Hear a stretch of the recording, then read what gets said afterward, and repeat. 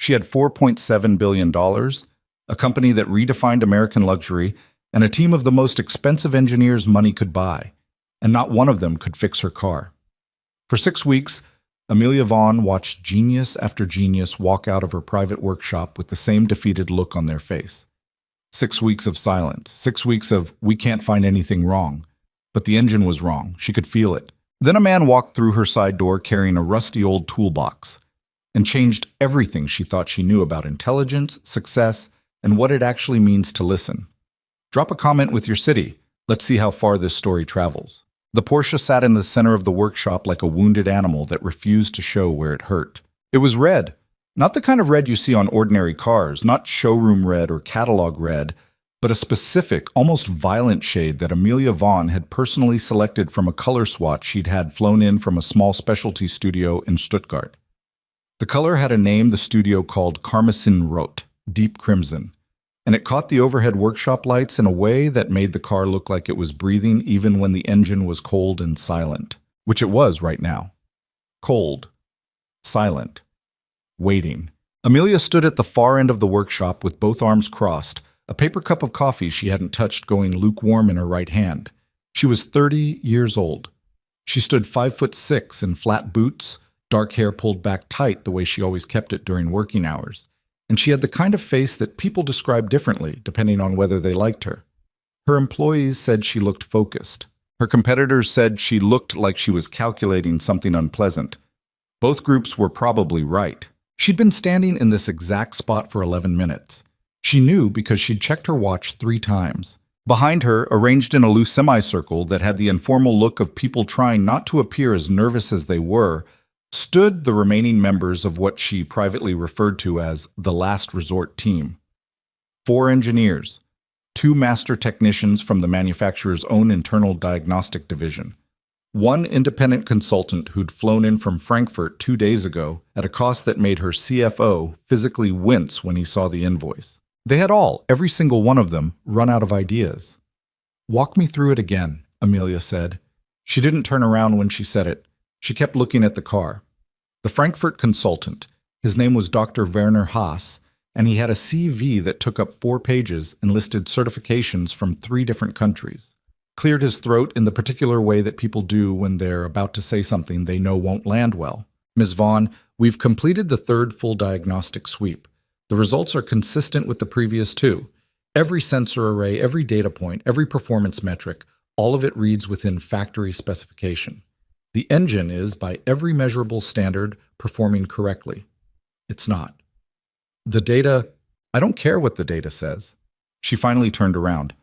"I've driven this car 43 times since delivery. I know what it sounds like at 7,200 revolutions per minute. I know what it feels like at 7,500. And somewhere between 7,500 and 8,000, something is wrong. It hesitates, it stutters, it's catching on something, and I need to know what." Werner opened his mouth. She raised one hand slightly, and he closed it again. "Before you say it again, I know what you're going to say.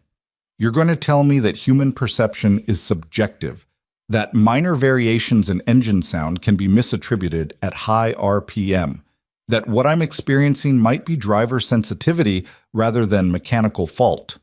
She tilted her head. "Am I close?" Werner had the decency to look uncomfortable. "The possibility was raised during our review, yes. The possibility was raised." She set the paper cup down on the nearest workbench with a small, controlled click. 43 drives, 6 weeks, 7 specialists, Tom, including yourself, Dr. Haas, who I paid $11,000 to fly here from Germany and whose diagnostic equipment fills an entire freight pallet in my loading bay. And the conclusion we've arrived at is that maybe I'm imagining it." Nobody spoke. Outside the workshop, the wind came off the New Jersey hills in a long, slow push that rattled the high windows near the ceiling. It was early March, the kind of cold that had given up being dramatic and just settled into everything like damp in an old house. One of the technicians, a younger guy named Marcus who'd been with her company for 2 years and had never once, in Amelia's experience, offered an opinion that hadn't been specifically requested, shifted his weight from one foot to the other. "We could run the RPM test again," he offered, with the audio capture running simultaneously. If there's an anomaly, it should... We've run the audio capture 4 times, Marcus. I know. He stopped. Sorry. Amelia looked at the car again. There was a long pause, the kind that had physical weight to it. Thank you, she said finally. All of you. Take the rest of the afternoon. She paused. Werner, my assistant will arrange your return flight. I'll have someone forward the final payment. Ms. Vaughn, if you'd like us to, Thank you, she said again, with a slight but unmistakable finality. They filtered out slowly, the way people do when they feel guilty about leaving. Coats were retrieved. Cases were clicked shut. The freight elevator at the back of the space hummed twice. Werner paused at the door and turned back, looking like he wanted to say something that might redeem the situation. He didn't say anything. He left. And then there was just Amelia and the car, and the workshop that cost more to run per month than most people earned in a year. She walked forward slowly and crouched down beside the front left wheel well, resting one forearm on her knee. Up close, the red was even more intense. She could see her own distorted reflection in the bodywork, stretched and curved, looking stranger than she felt. What is wrong with you? She said quietly. Not a question, exactly. More like the beginning of a very private conversation. She had not planned to be where she was at 30. That sentence was something Amelia sometimes turned over in her mind late at night. Not with regret exactly, but with the particular kind of wonder that comes from looking back at a path and realizing it was never really a path at all. Just a series of choices that happened faster than she could fully process them. Her parents had run a mid-size auto parts distribution business in central Pennsylvania. Not glamorous, not flashy. The kind of business where you knew every employee by name and worried about your margins in the shower and drove a truck with 140,000 miles on it because it still ran fine. Her father had tried, gently and persistently, to teach her that cars were honest things, that they told you the truth if you paid attention. She'd listened, more than he probably knew. At 19, she'd gotten a partial scholarship to study mechanical engineering at Carnegie Mellon. At 22, she'd burned through it in 3 years instead of 4, finished near the top of her program, and immediately taken a job she had no business having. Junior product development analyst at a mid-tier performance car startup outside Philadelphia that was 6 months away from bankruptcy and just desperate enough to hire someone who'd never actually worked in the industry. She'd saved them. Not through genius, not through some moment of cinematic inspiration, but through the thing that had always come most naturally to her. Grinding. She'd worked 18-hour days for 2 years. She'd learned every part of the business that she didn't already know. She'd made mistakes that were expensive and corrected them before anyone above her fully understood what had happened. And then she'd started seeing the larger picture, what the company could be, what it wasn't, where the gap was, And she'd begun working toward that instead of the version she'd inherited. By 25, she'd bought out her employer. Not with her own money. She hadn't had nearly enough of that. But with a combination of investor backing that she'd spent 14 months assembling, one meeting at a time, often in places that were not designed for business. At dinner tables in suburban New Jersey, over coffee at airport lounges, in the parking lots of performance events, where the kind of people who funded things actually showed up in person to watch the kind of product she was trying to build. She was 27 when Vaughn Performance Group turned its first significant profit. She was 28 when Forbes ran the piece. She was 29 when she stopped finding the attention interesting and started finding it mildly exhausting. And now she was 30, crouched beside a car that nobody could fix, in a workshop that was hers in every way that mattered, listening to wind rattle the high windows. She was not a person who cried easily, hadn't been since she was maybe 15, and had learned in the specific way that teenage girls learn things that emotion, expressed too openly in certain environments, gets used against you. But there was something about this moment that sat in her chest at a weight she hadn't quite expected. It wasn't the money. It wasn't even the car, really. It was the fact that she knew she was right, and nobody had been able to help her prove it. That was the thing that wore on her. She'd spent the last decade building something that worked precisely because she trusted her instincts and then backed them with enough rigor that the instincts became hard to argue with. That combination, intuition and discipline running parallel, checking each other, was what made Vaughn Performance different from the 20 other companies doing something adjacent. And now her own instinct was telling her something clear and specific and true. And 7 specialists had stood in a semicircle and told her, politely and expensively, that she was probably wrong. She stood up. She pulled out her phone. She scrolled to a number she hadn't called in several years. It rang 4 times before anyone picked up. "Hey," a woman's voice, a little rough at the edges, like someone who'd been woken up from a nap she'd needed. "Amelia Vaughn. Was wondering when you'd call." "Sandra," Amelia smiled slightly despite herself. "You still doing referrals?" Sandra Park had been 3 years ahead of her at Carnegie Mellon and had since built a career as something between a talent scout and a fixer for specialized technical problems in the automotive world. She knew everyone worth knowing, and, more importantly, she knew the difference between someone with an impressive CV and someone who could actually solve things. Those were not always the same person. "Depends," Sandra said. "What have you already tried?" 7 specialists over 6 weeks. A pause. "Porsche." "How'd you know?" "You only love one car. What's the problem?" Amelia explained it.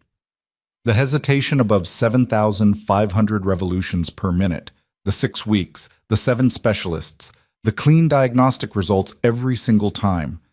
Sandra was quiet for a moment on the other end. Amelia could hear faint background noise, a television somewhere, maybe. Someone who lived a life that had evenings in it. "The systems can't find it," Amelia finished. "I'm starting to think I need someone who doesn't use systems." Another pause, longer this time. "There's a guy," Sandra said. His name was Ethan Cole. Sandra explained him in the way she always explained the people she sent, briefly and without editorializing, because in her experience, the editorializing was what made clients either too skeptical or too hopeful before they'd seen anything real. 32 years old, based in Clifton, New Jersey. Ran a 2-bay independent repair shop he'd inherited from his father, who had built it from nothing over 30 years, and died of a heart attack on a Tuesday afternoon 18 months ago, before he'd gotten to see his son take over properly. "He's good?" Amelia asked. "He's the best diagnostician I've ever seen work. I've sent him 2 jobs in the last year. Both were things nobody else could figure out. Both were solved within a day." "What's his background? Certifications? Training?" There was a brief pause that might have contained a small laugh. "His background is that his father was phenomenal at what he did, and Ethan watched him do it for 20 years and absorbed it. He doesn't have a lot of paper on the wall." "Sandra, I know what you're about to say. My last specialist had 4 pages of certifications. And he couldn't fix your car." Amelia didn't have an immediate response to that. "Look," Sandra said, "I'm not telling you to hire him. I'm telling you to let him look at it. If you can't find it, you're exactly where you are now. You've lost an afternoon." The call she made to Ethan Cole the next morning was a short one. She introduced herself, and yes, he knew who she was. He said it quietly and without particular excitement, the way someone confirms they've heard of a city rather than expressing any deep feeling about it. She explained the problem. He asked 3 questions. How many miles on the engine, whether the issue occurred consistently or intermittently, and whether the hesitation was accompanied by any change in exhaust tone. She answered all 3. He was quiet for a moment. "I can come Thursday," he said. "I'd prefer tomorrow." A pause that didn't feel like reluctance, exactly. More like someone shifting something around in their head to make space for a new arrangement. "Tomorrow works. What time?" 8. "I'll be there at 8. She almost said, "Bring whatever diagnostic equipment you need," and then stopped herself, because she had no idea what he used or didn't use, and for some reason asking felt presumptuous in a way she couldn't entirely explain. "Is there anything you need me to have prepared?" she asked instead. "Just make sure the engine's cold when I get there." He arrived at 8:03, not 8 o'clock, not 8:15, 8:03, which was the kind of time that suggested someone who'd tried to be exactly on time and hit a small piece of traffic they couldn't have predicted. Amelia was already in the workshop. So was Marcus, who'd been assigned to be present in case anything needed to be retrieved or operated, and who was trying to look useful while doing very little. And the side door opened, not the main bay doors, but the smaller personnel entrance at the east wall. And Ethan Cole walked in. He was taller than she'd pictured from the phone call, which was its own kind of irrational reaction since phone calls gave you no information about height whatsoever. 6'1", maybe 6'2", with the kind of build that came from physical work rather than any particular effort at the gym, wide across the shoulders, but without the deliberate thickness of someone who trained for appearance. He wore dark work pants and a worn gray Henley under an unzipped jacket. His hair was dark and slightly too long, like a haircut that had been needed 2 weeks ago and kept getting postponed by other priorities. He carried a toolbox. Not a professional-grade case, not the kind of modular wheeled unit that Werner's team had arrived with, the kind made of aircraft aluminum with foam cutouts for each tool.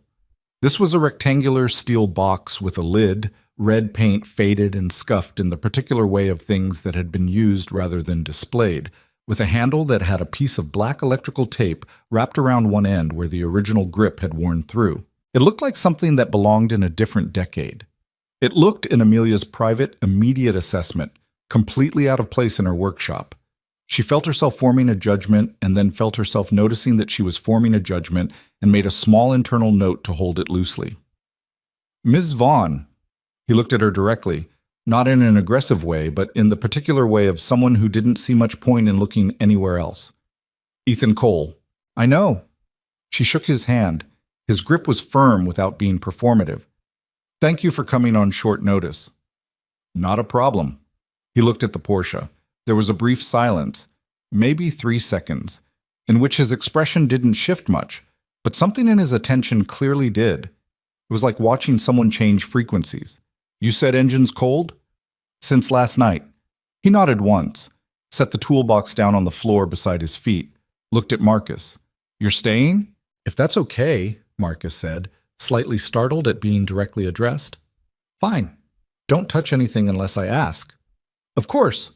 Ethan looked back at Amelia. "Start the engine." She started the engine.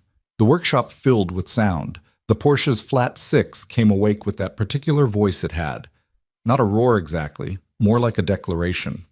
The sound bounced off the concrete floor and the steel walls and the high ceiling and created the kind of acoustic environment where you felt it in your sternum before your ears fully processed it. Ethan did nothing. He stood about 6 feet from the driver's side, hands loose at his sides, and he listened. His eyes went slightly unfocused, which was the thing that Marcus, watching from near the far wall, would later describe to a colleague as genuinely weird. Not in a bad way, just in the sense that it was unlike anything he'd seen a technician do in a workspace filled with equipment. He didn't move toward the car. He didn't crouch or lean or try to get closer to any specific part of it. He just stood there and listened with his whole body, the way someone might listen to a piece of music they were trying to memorize. 1 minute passed, then another. Amelia sat in the driver's seat, window open, watching him in the side mirror.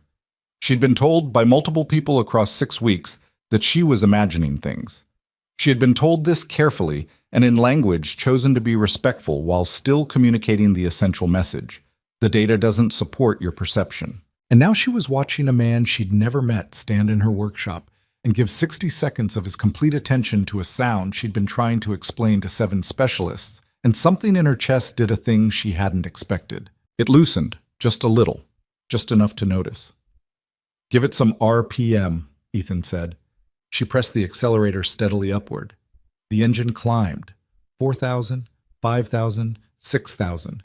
The sound deepened and tightened, filling the workshop with that compressed, focused intensity that made the floor seem to vibrate slightly even through 3 inches of reinforced concrete. 7,000. 7,500. And there it was. The thing. The almost nothing, the fractional catch, the tiny, almost imperceptible stutter that had been driving her insane for 6 weeks, and that 3 different sets of diagnostic equipment had looked her in the face and told her did not exist. Ethan heard it. She saw it happen. She saw his chin drop by maybe a 1/4 inch. His eyes came back into focus. His head turned slightly toward the front right quadrant of the engine bay with the precision of someone following a sound to its source. She let the RPM drop. "Again," he said. She ran it up again. 7,500. The stutter. He moved for the first time. Not toward the front of the engine bay, toward the side. He crouched down beside the intake housing with his head tilted, listening at a different angle. "One more time. Hold it at 7,500 as long as you're comfortable." She held it. The engine screamed its controlled scream. The stutter happened again, Happened again like a clock skipping a tick. Ethan put one hand, flat, palm down, against the intake housing. Then he stood up. "I know what it is," he said. Marcus looked up from his tablet. Amelia turned off the engine. The workshop went quiet in the particular way of a space that had been very loud and then suddenly wasn't. "What?" she said. "Air leak. Intake system. There's a clamp back here." He moved to indicate a specific location deep in the engine bay, somewhere behind and below the intake manifold. "That's loose. Not loose enough to throw a fault code. Not loose enough to cause a vacuum drop the sensors can measure at idle or mid-range RPM. But at the upper end, when everything's under load and pressure, it's allowing a small amount of unmetered air into the system. Your ECU is compensating for it the whole time, but right at that edge, the compensation can't quite keep up." He said this the way you'd describe the weather, not without confidence. The confidence was actually total, which was its own kind of unsettling, but without any theater in it. Amelia got out of the car. "Nobody else found that," she said. "Nobody else listened for it," he said. "The sensors don't sit where the sound changes. You have to hear it from the right angle, and you have to know what you're hearing." He paused. "It's a 40-year-old diagnostic technique, predates the sensor arrays." "Can you fix it?" He looked at the toolbox. "I need the clamp." "Do you have—" "Marcus," Amelia said. "Supply cabinet B, third shelf." Marcus was already moving. He fixed it in 11 minutes. The clamp was the issue, not a major component, not a failed sensor or failing actuator or anything that had appeared in any of the 6 weeks of diagnostic reports, because, as Ethan had identified, it sat in a position where the air leak it created was small enough to be invisible to the data until the very top of the rev range, where it became audible to someone who knew how to listen. He pulled out the wrench, not the 40-year-old one actually. That was a detail that would get slightly embellished in the telling later, the way details always do, and worked it into the engine bay with the practiced ease of someone who had done this in dark, cramped spaces with worse tools than these. The clamp was down between the intake manifold and the firewall, behind a heat shield, in a spot that required a specific angle and the kind of patience that came from having done things the hard way enough times that inconvenient geometry stopped feeling like an obstacle. Marcus hovered nearby, not entirely sure whether he should offer to help or stay clear, and settling on a kind of hovering readiness that managed to accomplish neither. Amelia stood back and watched. She watched the way she always watched, when something was happening that she was still working out, with her full attention deployed but her expression fairly neutral, not giving away the assessment process happening behind it. She watched his hands, which moved without hesitation. She watched the economy of it. No wasted motion, no checking and rechecking, no pausing to consult anything. Just a man and a wrench and a problem he'd already identified. "Got it?" she asked. "Almost." A pause. A sound of metal adjusting. "Yeah, done." He pulled his arm out of the engine bay, wiped the wrench on a shop rag Marcus offered, a small, normal gesture that somehow struck Amelia as humanizing in a way she hadn't expected. He looked at her. "Try it now." She got back in the car, started the engine, sat for a moment at idle, listening. Then she pressed the accelerator. Steadily, the way she always did it, the way she'd done it 43 times before, and each time hit that same frustrating hesitation at the top of the range. 4,000, 5,000, 6,000, 7,000, 7,500, 8,000, clean. The engine ran through it like it wasn't there. Like there was no ceiling, like the hesitation had been a seam in a road that had been repaved. The sound was different, fuller, more resolved, the way music sounds when a speaker has been fixed versus limping along with damaged components. She took it past 8,000, then past 8,200, and there was nothing. No catch, no stutter. Just the engine doing exactly what it had been built to do. She sat with the RPM elevated for several seconds. Then she brought it back down and turned it off. The workshop was quiet. Marcus was staring at Ethan with an expression that he would later describe to several people as the moment he realized he'd been thinking about his job all wrong. Amelia sat in the driver's seat for a moment without moving. Then she got out. Ethan was already wiping his hands, looking at the engine bay with the expression of someone doing a final visual check before closing a chapter. "That's it?" she said. "That's it. A loose clamp. A loose clamp in a specific location, at a specific angle, where the air it was allowing in was in precisely the wrong place to show up in your sensor data, but exactly the right place to be audible at peak load." He looked at her. "It's not a stupid problem. It's an uncommon one. You found it in," she checked her watch, "under 2 hours." "I found it in about 90 seconds, he said. "The rest was getting to the clamp." She looked at him for a long moment. He met her eyes without difficulty, the way someone does when they don't feel they've done anything that requires apology or performance.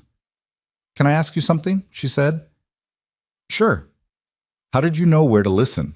The angle you used when you crouched down, you went right to that side. Most people go to the front of the engine." He considered this. Sound changes character when it bends around a component. The stutter had a specific quality to it, muffled in a particular way that told me it was behind something, not exposed. The intake housing sits where it would filter that exact frequency. So I went to the angle where I'd hear it least filtered. He paused. "It's hard to explain without doing it." "Your father teach you that?" Something in his face shifted, not dramatically, just a slight adjustment, the kind that happens when someone's private world gets unexpectedly referenced in public. "Yeah," he said, "he did." She asked him to stay. Not in those words, not immediately, because Amelia Vaughn had not built a company by making important decisions in the first wave of an impression. But she asked him to sit for a few minutes, and she had Marcus bring 2 cups of coffee. Real coffee from the machine in the executive office upstairs, not the watery stuff from the break room. And they sat on 2 stools near the workbench with the Porsche between them and the late morning light coming in cold and white through the north windows. "Tell me about the shop," she said. He told her. It wasn't a presentation. He didn't have a pitch. He spoke the way someone speaks when they're not trying to sound like anything in particular, with pauses where the actual thoughts were, with corrections when he realized he'd phrased something imprecisely, with the occasional detour into detail when a detail seemed important to him, and the occasional compression of something large into a single sentence when he felt the full version wasn't necessary. His father, Robert Cole, had opened the shop in 1989 in a 2-bay space he'd rented on a street in Clifton that had since been widened twice and rezoned once, and now had a cell phone store on one side of it and a dry cleaner on the other. He'd built the business on reputation, which in the repair world meant a kind of invisible compound interest. One person's good experience became 2, referrals became 6. Loyal customers became a name that people on certain streets said with a specific kind of trust. It had taken Robert almost a decade to build that, and he'd done it without advertising, without a website, and, for the first 8 years, without a functioning computer in the office. The diagnostic systems his competitors adopted in the mid-90s, Robert had watched with cautious interest. He used them when they were useful. He didn't use them when they weren't. He used to say the computer tells you that something's wrong, Ethan said. The mechanic's job is to figure out why. They're different questions. Most shops don't operate that way anymore, Amelia said. No, they don't. Is that a problem? He turned his coffee cup slightly on the workbench surface. It's a gap. It means there are problems that don't get solved because everyone's waiting for the system to flag something, and the system isn't built to flag everything. He looked at her. Which is how you ended up with a 6-week problem that was a loose clamp. She almost smiled. You don't pull punches. I wasn't trying to make a point, it just is what it is. She studied him. He looked back at her without particular self-consciousness. He had the quality, and this was something she was actively trying to categorize in real time, of not needing anything from her. Not her approval, not her being impressed, not the conversation to go in any particular direction. He was just there, occupying the space he occupied, answering questions honestly, and apparently completely at ease with whatever happened next.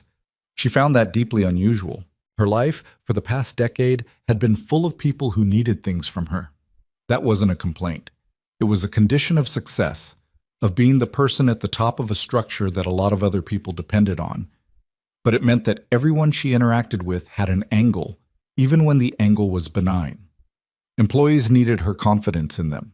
Investors needed her performance. The press needed her narrative. Even people she counted as friends needed, in some quiet way, to be associated with what she'd built. Ethan Cole appeared to need absolutely nothing. "What does the shop look like now?" she asked. "Since your father passed." There was a pause that was less uncomfortable than it was simply real. "It's fine," he said. "I kept the same customers. Picked up a few new ones. I've got one mechanic who works with me part-time, guy named Phil, been there longer than I have. We keep busy." He wrapped his hands around the coffee cup. "It's not growing. I'm not trying to grow it. I'm trying to keep what he built." "That sounds," she stopped, "like I'm limiting myself." He said it without defensiveness. "Maybe, but it's mine, and it was his, and it works. Not everything needs to be bigger than it started." She looked at him for a moment. "I'm not judging you. I know you're not." A brief pause. "You were going to say something, though." "I was going to say it sounds intentional," she said, "which I respect more than I respect growth for its own sake." He looked at her slightly differently after that, like a small recalibration had occurred. "Do you have a daughter?" she asked. Sandra had mentioned it briefly, and Amelia found it coming up in her mind. "Yeah, Maya, she's 8. Something happened in his expression. Not a transformation, nothing dramatic, just a kind of warming that was different from the focused, competent attention he'd been giving to every other part of the conversation. "She thinks cars are boring, but she likes the shop because she can draw on the whiteboards in the office." "What does she draw?" "Whatever's in her head. Last week it was a map of an island she invented with roads that went in spirals instead of lines." He paused. "She said spiral roads would make driving more interesting." Amelia laughed. It surprised her slightly. Not the laugh itself, but the genuineness of it. "She might be right." "She usually is," Ethan said, which is a little terrifying for what the teenage years are going to look like. Well, the conversation lasted nearly 40 minutes. When Amelia finally walked Ethan to the side door, his toolbox in hand, jacket re-zipped against the March cold outside, she had already made a decision. She hadn't entirely worked out the specifics yet, and she didn't believe in making specific offers before she'd thought them through. But the decision itself was clear. She stood in the doorway and the cold came in around both of them, and she said, "I want you to come back." He looked at her. "To look at the car? To look at the company?" A beat. "I have a shop," he said. "I know you do. I'm not asking you to give it up." She leaned against the doorframe. "I'm asking you to come back tomorrow and walk through my diagnostic division, because I think you saw something in 20 minutes that my team hasn't seen in the 3 years we've been running this facility, and I think that's worth a conversation." He was quiet for a moment. He looked at the sky above the parking lot, which was the flat gray of early March in New Jersey, the kind of sky that wasn't threatening anything, just reminding you that warmth was still several weeks away. "What time?" he said finally. 8. "I'll be here at 8. He walked to his truck, a 2009 Ford F-150, with a dent in the rear quarter panel and a sticker on the rear window that said Clifton Wrestling, and got in and pulled out of the parking lot at the kind of measured pace that suggested someone who was thinking about something other than driving. Amelia watched him go. Then she turned back into the workshop and stood for a moment in the cold doorway, looking at the red Porsche in the center of the room. The car that had been wrong for 6 weeks and was now right, fixed by a man with an old toolbox and the particular skill of knowing how to pay attention. Marcus was still at the workbench, scrolling through something on his tablet, and he looked up when he heard her come back in. "He's something else," Marcus said. "Yeah," Amelia said. She closed the door. "How did he know? I mean, how did he actually know from just listening?" She looked at the car for a moment. "His father taught him," she said. She said it simply, without embellishment, because it seemed to be the whole answer. He was back at 8:02. Amelia was already in the facility when his truck pulled into the lot. She'd been there since 6:30, which was not unusual for her, though she'd told herself the early arrival had nothing to do with wanting to be ready before he got there. She'd reviewed the diagnostic division's last 6 months of operational reports over coffee. She actually drank this time, making notes in the margins in the precise, compressed handwriting she'd developed sometime in her mid-20s, when she'd realized that the notes she took for herself needed to be fast, and the notes she took for presentations needed to be legible. And these were not the same skill. The diagnostic division occupied the east wing of the facility, a long, high-ceilinged space connected to the main workshop by a corridor wide enough to move vehicles through.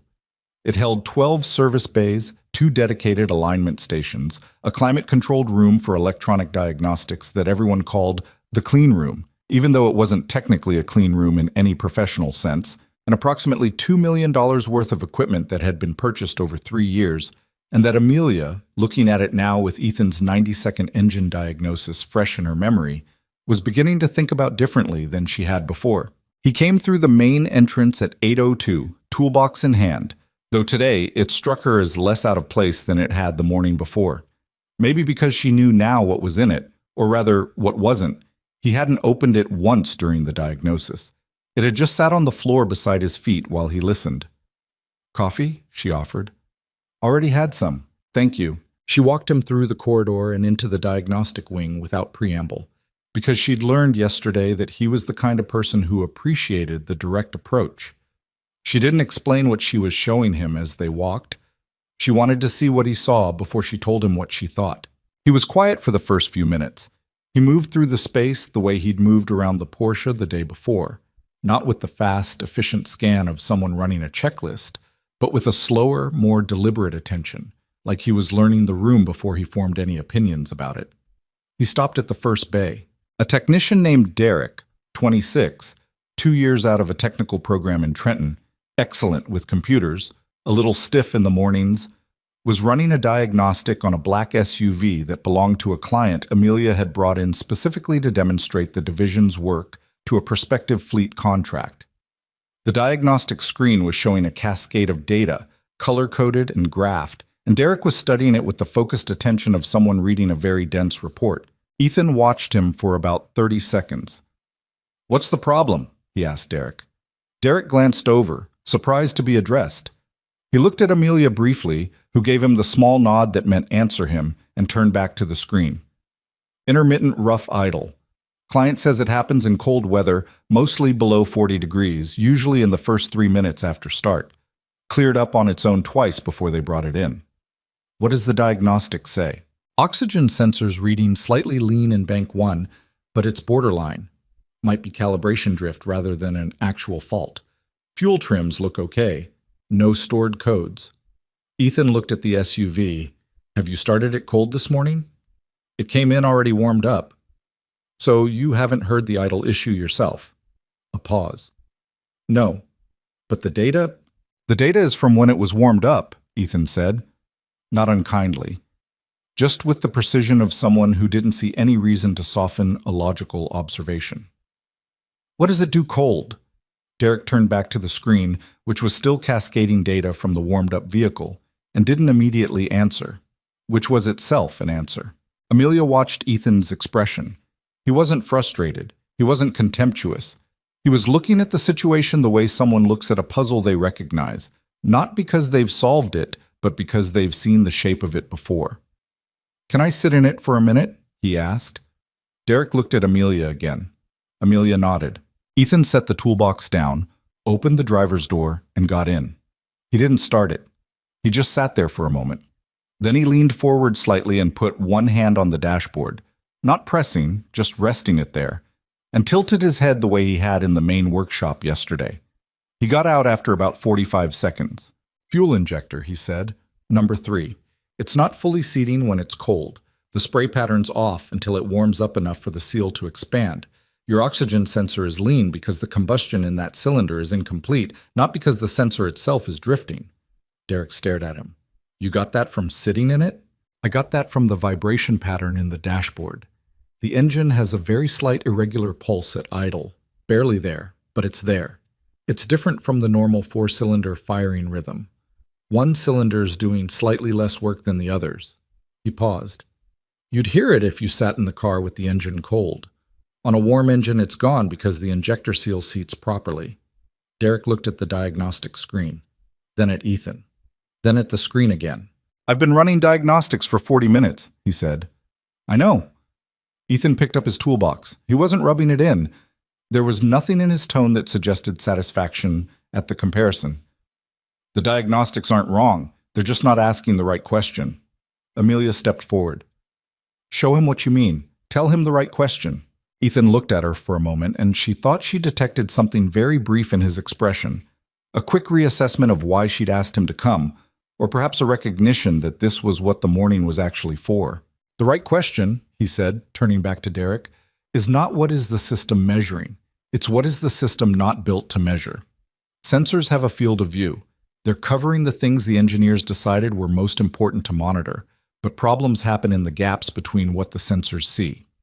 Your job isn't to read the data. It's to figure out what the data is missing. Derek was quiet. He had the look of someone who had just been handed a framework that contradicted a significant portion of their professional training and was now trying to decide what to do with it. How do you figure out what it's missing? Derek asked. You listen, Ethan said. You feel. You use what you've got. He looked at the SUV. Your hands and ears are sensors too. They just don't output to a screen. Tut. They spent the next 3 hours moving through the diagnostic wing. Not every bay. Not every problem. Amelia walked him through 6 situations she'd selected from the current service queue, 6 vehicles with issues that her team had been working on for more than 2 days without resolution.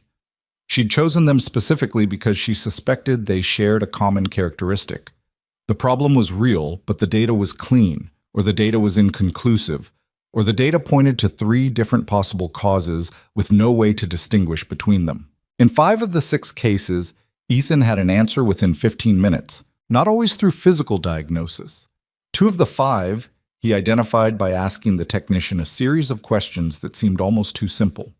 When does it happen? Does it matter what the temperature is? Have you replicated it yourself? What does the customer say it sounds like? Pulling on the thread of the human account rather than the system report. In both cases, details that had been in the intake forms but hadn't been followed up on led directly to the problem. 1 of the 5 he diagnosed the same way he'd diagnosed the SUV, by getting into the vehicle and paying attention in a way that was completely analog, no instruments involved. The issue turned out to be an HVAC actuator that was intermittently sticking, causing a faint double click under the dashboard that was only perceptible from inside the car with the windows up. Every test had been run with the door open, which changed the acoustic environment enough that nobody had caught it. The 6th case was a hybrid drivetrain issue that did, genuinely, require electronic diagnostic equipment, and Ethan said so clearly. This one you need the tools for. There's no analog equivalent. He looked at the technician handling it, a woman named Rosa, who'd been with the company longest and who was, Amelia knew, the most technically credentialed person in the division. What does your data say? Rosa walked him through it without condescension, which Amelia appreciated. Rosa had every right to be defensive. She was the expert, he was the outsider, and he'd just spent the previous 2 hours casually solving problems her colleagues had been struggling with. But Rosa was also pragmatic, which was why Amelia had kept her through 2 rounds of restructuring, and she recognized a useful mind when she saw one. Battery management system is showing irregular thermal events, but the pattern doesn't match any known failure mode. It could be cell degradation, could be a software issue in the BMS controller, could be a sensor reporting incorrectly. How old is the pack? 3 years, 62,000 miles. What's the charge history? Has it been fast charged repeatedly? Rosa checked her notes. Client uses a level 2 charger at home, but the intake form shows they've used DC fast charging. She scrolled frequently, 3 to 4 times a week for the last 8 months. Ethan was quiet for a moment. That'll do it. Thermal stress on the cells from repeated fast charging. You're seeing cell degradation that's uneven across the pack, because the thermal management can't compensate fast enough with that charge frequency. The irregular events aren't a BMS problem. The BMS is doing exactly what it should, it's just reporting a real thing. Rosa looked at her screen. That would be consistent with the data, but there's no fault code for that specific, because the system doesn't have a code for driver behavior caused this, Ethan said. It just has codes for states, not causes. You'd need to add a note in the client file about the charge pattern, and talk to them about adjusting it before you do any hardware work, or the same thing will happen to a replacement pack. Rosa looked at him for a long moment. That's good, she said, not effusively, just with the honesty of someone who recognized useful thinking and saw no reason to withhold the acknowledgement. Thanks, he said. He said it simply, the way someone accepts a plain fact. Around noon, Amelia took him upstairs to the executive floor.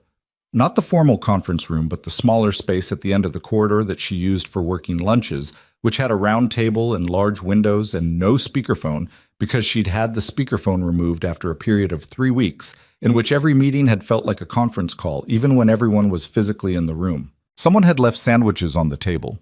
She didn't ask who. Her assistant had a way of anticipating things that Amelia had long since stopped querying and simply appreciated. They sat. Outside the windows, the March sky had softened slightly, a thin warmth trying to work through the clouds without quite succeeding. "You didn't tell me this was a job interview," Ethan said. She looked up from unwrapping her sandwich. "It wasn't. Walking me through 6 service cases and watching how I handle them. I was showing you the operation," she said. He looked at her with an expression that was not unfriendly but was also not willing to let that pass without comment. "Okay," she said. "I was also evaluating whether what I saw yesterday was consistent or a one-time thing." "And?" "Consistent." She set the sandwich down. "Ethan, I want to be direct with you. Please. My diagnostic division is good. The people in it are trained, and most of them are genuinely talented, and they care about doing their jobs well. But there is a fundamental skill missing from the entire operation, and it's not a skill you can hire for by looking at certifications, because the certifications don't cover it. What you did this morning, the way you looked at those 6 problems, that's not a technique. It's a discipline, and it's one my entire team is missing." He was quiet. He'd picked up his own sandwich, but he wasn't eating it. "What I want," she continued, "is for you to come here 2 or 3 days a week and work with my team, not as a consultant they call when something goes wrong, as someone embedded in the daily operation who is actively teaching them to think differently about diagnosis." "I'm not a teacher," he said. "You were a teacher this morning for 3 hours without trying." He thought about that. She watched him think about it, the real version of it, not the polite pause that people use before they say the thing they'd already decided to say. "I have a shop," he said. "I know. Phil can't run it alone. He's good, but he's not—" He stopped. "It's my father's shop. I know that too. You're not asking me to close it?" "Absolutely not. 2 or 3 days here, the rest at Clifton. We'd schedule around your hours." She paused. "And your daughter's school schedule?" He looked at her. Something shifted in his expression. Not quite surprise, but a recalibration. "Sandra told me," Amelia said, "and you mentioned it yesterday. I'm not trying to make a point with it. I'm just saying I'm aware that your time isn't abstract. It's structured around specific things that matter more than work." He was quiet for a moment. "Most employers don't say that in the first conversation. Most employers are full of it when they say it later," she said. "I'm saying it now so we both know where we stand." He set the sandwich down and looked at the table for a moment. Not in the way people do when they're performing reluctance. She'd seen enough of that to know the difference. He was actually thinking, weighing something that had real weight to it. "What would the arrangement look like?" he said finally. She laid it out. The days, Tuesday, Wednesday, Thursday, which kept his Mondays and Fridays for the shop and bracketed the week in a way that maintained his core operation. The compensation, which she named directly rather than offering to have someone send paperwork, because she'd learned that naming a number early saved everyone the theatrical dance of proposals and counter-proposals. The scope, embedded in the diagnostic wing, access to all 6 bays and all current cases, with the understanding that he wasn't there to fix specific problems, but to change how the team approached problems. "I'm not looking for a consultant," she said again. "I'm looking for a different kind of intelligence in the room." He looked at her for a long moment. "You're going to have resistance," he said. "Rosa's good. Marcus has potential, but there are 3 guys in there who've been doing this the same way for a long time, and they're not going to love someone walking in and telling them they've been doing it wrong. I know that." "And you're okay with it being difficult?" "I'm okay with useful things being difficult." She met his eyes. "Are you?" The smallest pause. "Yeah," he said.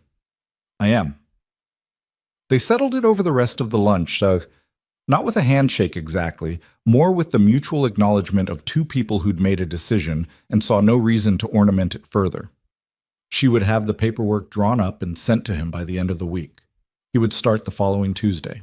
As she was clearing the wrappers from the table, she found herself asking something she hadn't planned to ask. What was your father like in the shop?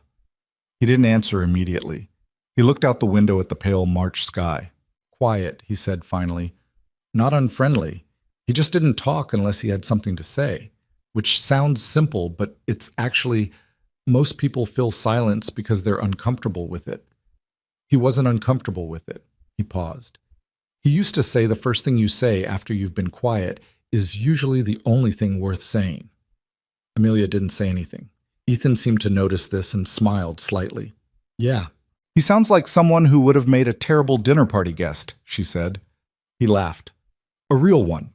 Not polite, not performed, just the actual reaction of someone who'd been caught off guard by something that was genuinely funny because it was also genuinely true. He would have been miserable, Ethan said. He went to one work party with my mother in 1997 and came home after 40 minutes and sat in the driveway for 20 minutes before he came inside because he needed to decompress from it. What did your mother do? She laughed at him. He paused. She used to say he was only comfortable in 3 places: the shop, the kitchen, and the bleachers at my wrestling matches. A brief silence. She passed 6 years ago. He went pretty quiet after that. Amelia looked at him. There was nothing she could say to that would be the right thing, so she didn't try to say the right thing. She just let it sit. I'm sorry, she said, because that at least was honest. Yeah. He picked up his water glass. It was a hard couple of years for him. I think he just worked, which is what he always did, but more so. He set the glass down. The shop was the one place where what he knew was enough. He didn't have to be anything else there. She thought about that on the drive home that evening, about the shop as a place where what you knew was enough, about whether she had a place like that, or whether she'd spent the past decade building something that was impressive and consuming and genuinely hers, but that had never quite become a place where she could just be what she was and have that be sufficient. She didn't arrive at a clean answer, but the question stayed with her. Tashk.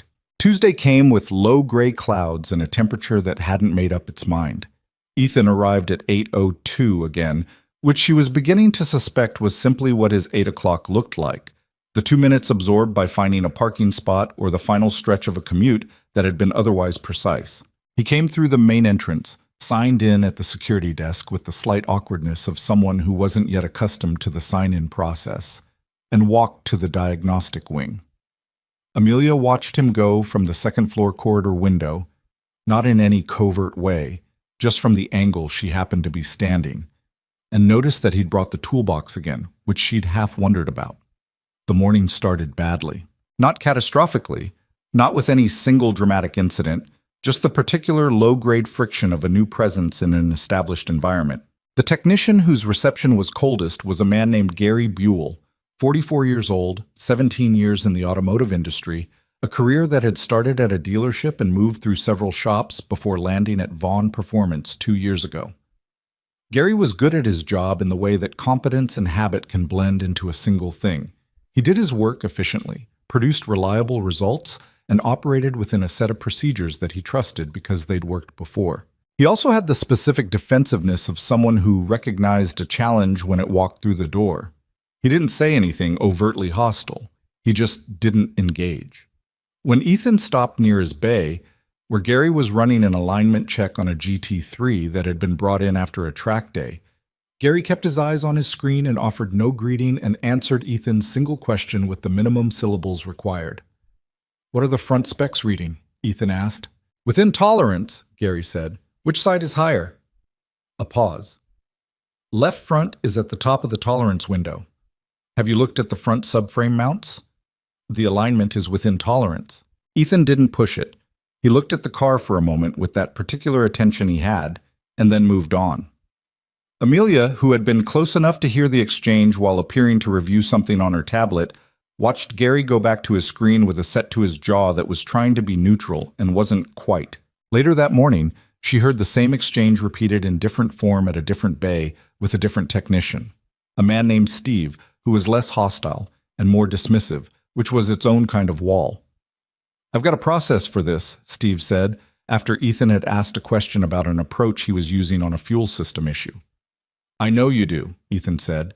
I'm asking whether the process has given you an answer. I'm still running through it. How long have you been running through it? Steve was quiet for a beat too long. Since Friday. Okay. Ethan looked at the car. Can I just listen to it for a minute? It's not a sound issue, it's a fuel delivery. I know, I just want to hear it running. Steve stepped back with the body language of someone granting a request they fully expect to prove pointless. Ethan listened. 2 minutes. Then he walked to the fuel pump access under the rear seat, opened it, and put his hand on the housing while the engine ran. Your pump's cavitating, he said. Not failing? Not yet. But it's drawing in air intermittently, probably a small crack in the suction line above the fuel level. Your diagnostics are seeing the fuel pressure fluctuation, but not the cause because the crack only opens under certain conditions. He looked at Steve. If you pressure test the suction line, you'll find it. Steve looked at him, then at the car, then back at him. How do you he started. The pump has a rhythm when it's healthy. This one has a very slight variation in it. You can feel it through the housing if you put your hand on it while the engine's running at light load. Steve put his hand on the pump housing. His expression changed. He stopped. Nobody ever told me to do that. I know, Ethan said. Most people don't.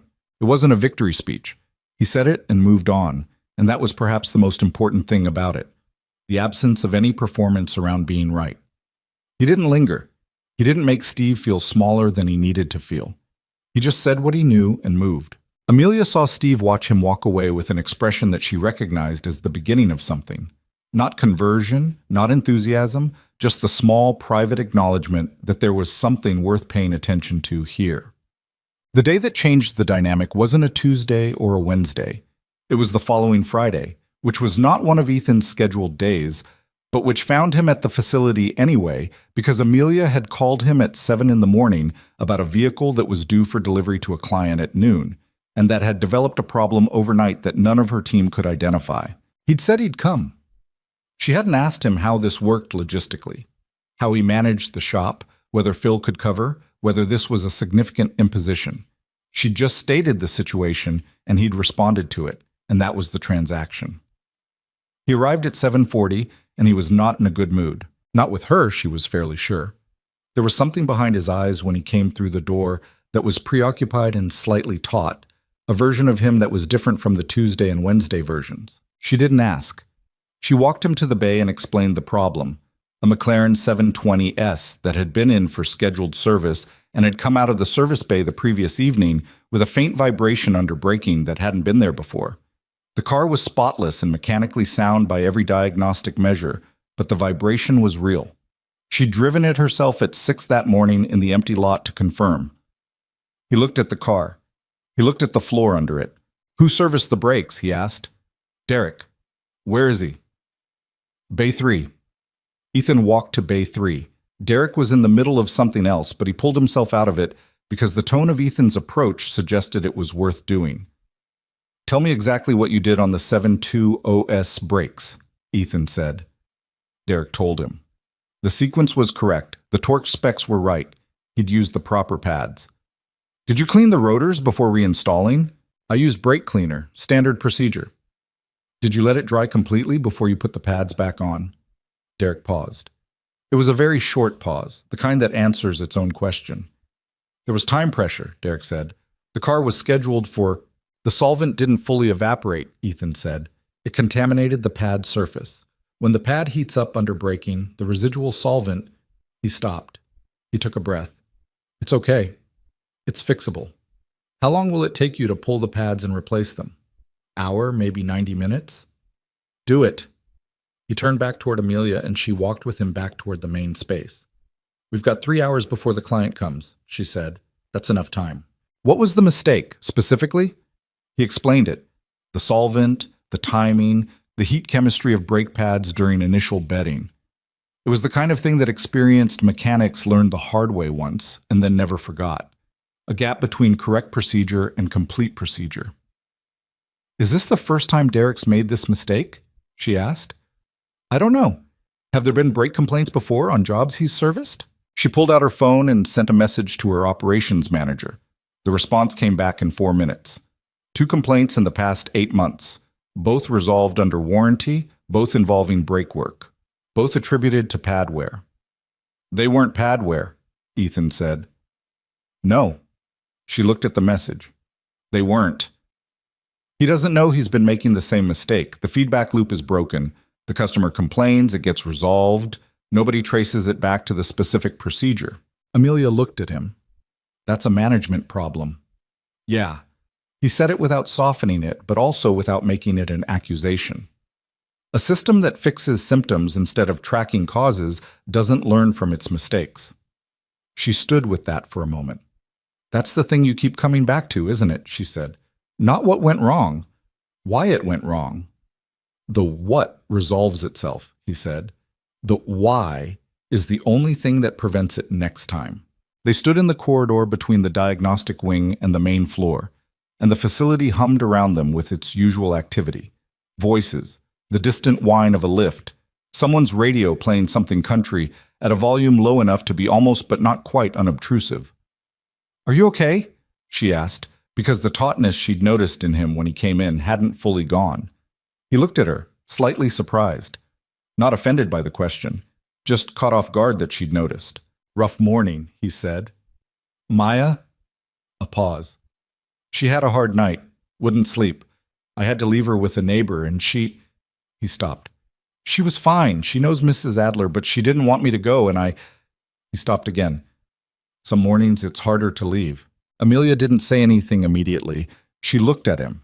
At this man who had walked in this morning, preoccupied and slightly taut, and had immediately, without complaint or hedging, fixed a problem that was going to cost her a client relationship if it hadn't been solved. You can call her, Amelia said. During the day, whenever. If you need to check in. He looked at her. I'm not being generous. I'm being practical. You're more useful to me present than distracted. The smallest pause. Okay. And if Mrs. Adler ever can't do it, I can... She stopped. He raised an eyebrow. I don't know why I started that sentence, she said. He looked at her for a beat that was slightly longer than the previous ones. Something in his expression was different. Not softer exactly, but less processed. Like a wall that had developed a very small crack through which a little light was getting. I appreciate it, he said. And then, because he was Ethan Cole and not the kind of person who let moments become more than they were before they were ready to be. I should go check on Derek. Right, she said. Go. He went. She stood in the corridor for a moment after he left. Outside the high windows, the March sky had finally made a decision about temperature and landed on cold. The kind of cold that came in around window frames no matter how good the seals were. She became aware, standing there, that she was smiling. Not about anything specific, not in a way she could have easily explained if someone had asked. Just the particular, unexpected thing of having a conversation, a real one, with a real person, in a real building where real things were happening, and finding, somewhere in the middle of it, that she was less alone than she'd been before it started. She'd built an empire, more or less, by the time she was 30. She'd filled her days with competent people and interesting problems and the kind of momentum that kept you from noticing the quieter things. But here was the quieter thing, anyway. Standing in the corridor between the diagnostic wing and the main floor, wearing her work boots and a flannel she'd forgotten to change out of, smiling at nothing in particular. She caught herself, shook her head slightly, and went back to work. The third week started with Gary Buell deciding he'd had enough. It didn't happen as a confrontation, not at first. It happened the way most workplace friction happens, which is quietly and at the edges, in small decisions that accumulate meaning before anyone names them. Gary started arriving a few minutes before Ethan on Tuesdays and Wednesdays, which in itself meant nothing, except that he used those minutes to set up his bay in a way that made it physically difficult to approach from the side angle Ethan preferred. Carts positioned just so. A rolling tool chest angled to narrow the space. Nothing anyone could point to. Just a perimeter, established without words. Amelia noticed it on the second Tuesday of Ethan's third week. She noticed it the way she noticed most things in her operation. From a slight distance, without immediately reacting, gathering information before deciding whether a reaction was warranted. Ethan noticed it too. She was fairly certain of that. He just didn't respond to it visibly, which was either patience or indifference, and she wasn't sure yet which one. What ended the quiet phase was a car.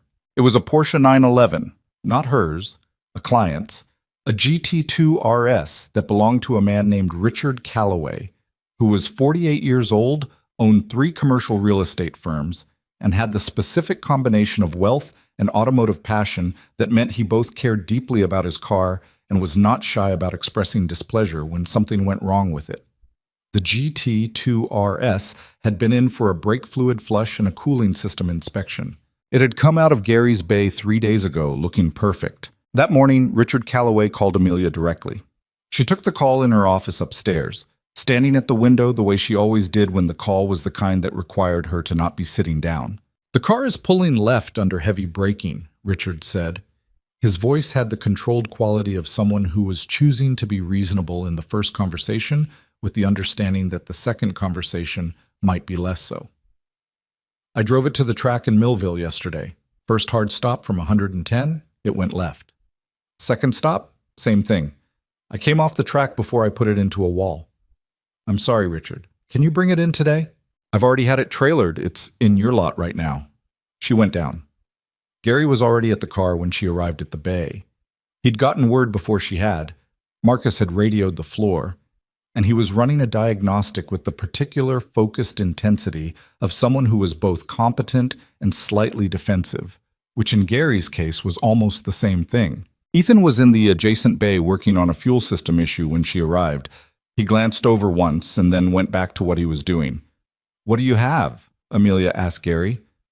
"Brake bias looks fine. Pressure differential between front calipers is within spec." He scrolled through the diagnostic screen. "I don't see a fault." "He pulled left from 110 miles an hour, Gary." "I know. The data doesn't show." "The data doesn't show it," she said quietly, and something in the way she said it, not angrily but with a particular weight, made Gary stop talking. It was the same sentence Werner had used 4 weeks ago now, standing in this same general corner of her facility, and she had stood in her workshop and told Werner she didn't care what the data said. The phrase had a history now. Gary heard it. From the adjacent bay, Ethan said, "Can I look at it?" Gary turned. His jaw was set the way it got when he was holding something in. "It's my bay," Gary said. "I know." Ethan didn't look up from what he was doing for a moment. Then he set down the tool he was holding and turned. "I'm asking if I can look at the car, not take it from you. Look at it. The diagnostic is running." "I don't need the diagnostic." The workshop went quiet in the particular way it did when 2 things were about to resolve one way or another. Marcus, who had arrived 2 minutes ago and was standing near the wall with his tablet held in a way that suggested he'd forgotten it was in his hands, didn't move. Amelia looked at Gary. Gary looked at the car. Then he stepped back 3 feet, which was not an invitation but was at least an absence of obstruction. Ethan walked over. He didn't go to the brakes first. He went to the front left wheel well and crouched down, looking at the caliper mount. Then he went to the front right and did the same. He stood up and walked to the front of the car and crouched again, looking along the line of the lower control arm from a very low angle. "Who torqued the left front caliper bracket?" he asked. Gary was quiet for exactly 1 beat too long. "I did," he said. "It's at the low end of spec, which means under heavy braking, when the caliper has to resist the full deceleration force. It's flexing slightly. Not enough to fail. Not in normal driving, but on a hard stop from over 100, the flex is enough to change the bite geometry on the left front by a couple of degrees." He stood up and looked at Gary directly. "If you torque it to the middle of spec and road test it, it'll be fine." Gary's face did something complicated. Not rage. He was too controlled for that. But there was something moving behind his eyes that was uncomfortable to watch. The specific expression of someone who was being shown a mistake they'd made in front of people whose opinion they cared about. "I followed the procedure," Gary said. "I know. The procedure says within spec. It doesn't say where in the spec is appropriate for track use." Ethan's voice was even, not conciliatory. He wasn't softening the thing, but not brutal either. "For a streetcar, the low end of the window is fine. For something that's going to see heavy braking at triple digits, you want to be at the middle or above. That should be in your intake assessment when a car has track use noted." He paused. "Does your intake form ask about intended use?" Amelia said, It asks about annual mileage. That's not the same question. She held his gaze. No, it's not. Gary picked up a torque wrench without another word and went to the left front caliper bracket and worked in shunts. The sound of metal finding its correct tension was the only thing in the bay for a moment. Ethan went back to the fuel system in the adjacent bay. It was Rosa who said later, while the shop was between cars and a few of the technicians were eating lunch in the break room at the back of the East Wing, that what she'd witnessed that morning was the most competent management of a tense situation she'd seen in 17 years in the industry. She said it to Marcus, who agreed with her, who also noted that Ethan hadn't managed the situation at all.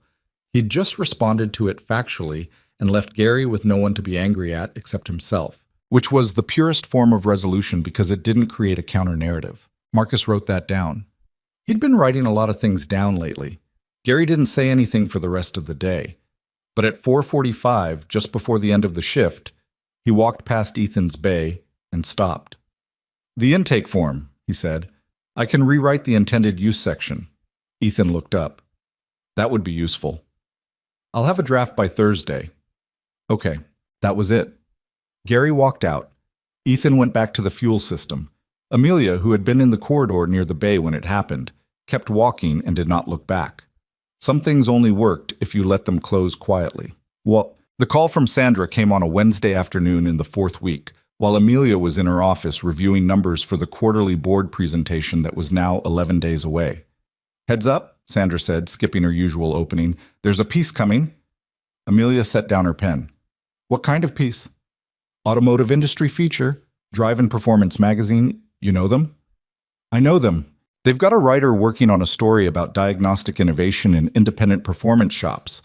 Someone talked, I don't know who, but they've apparently heard about a single mechanic solving in an hour something a manufacturer's team couldn't solve in 6 weeks inside a Vaughan performance facility."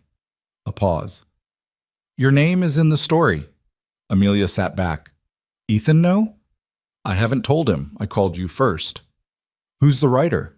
"Woman named Claire Ostrowski. She's good. Not a hit piece person, but she's thorough.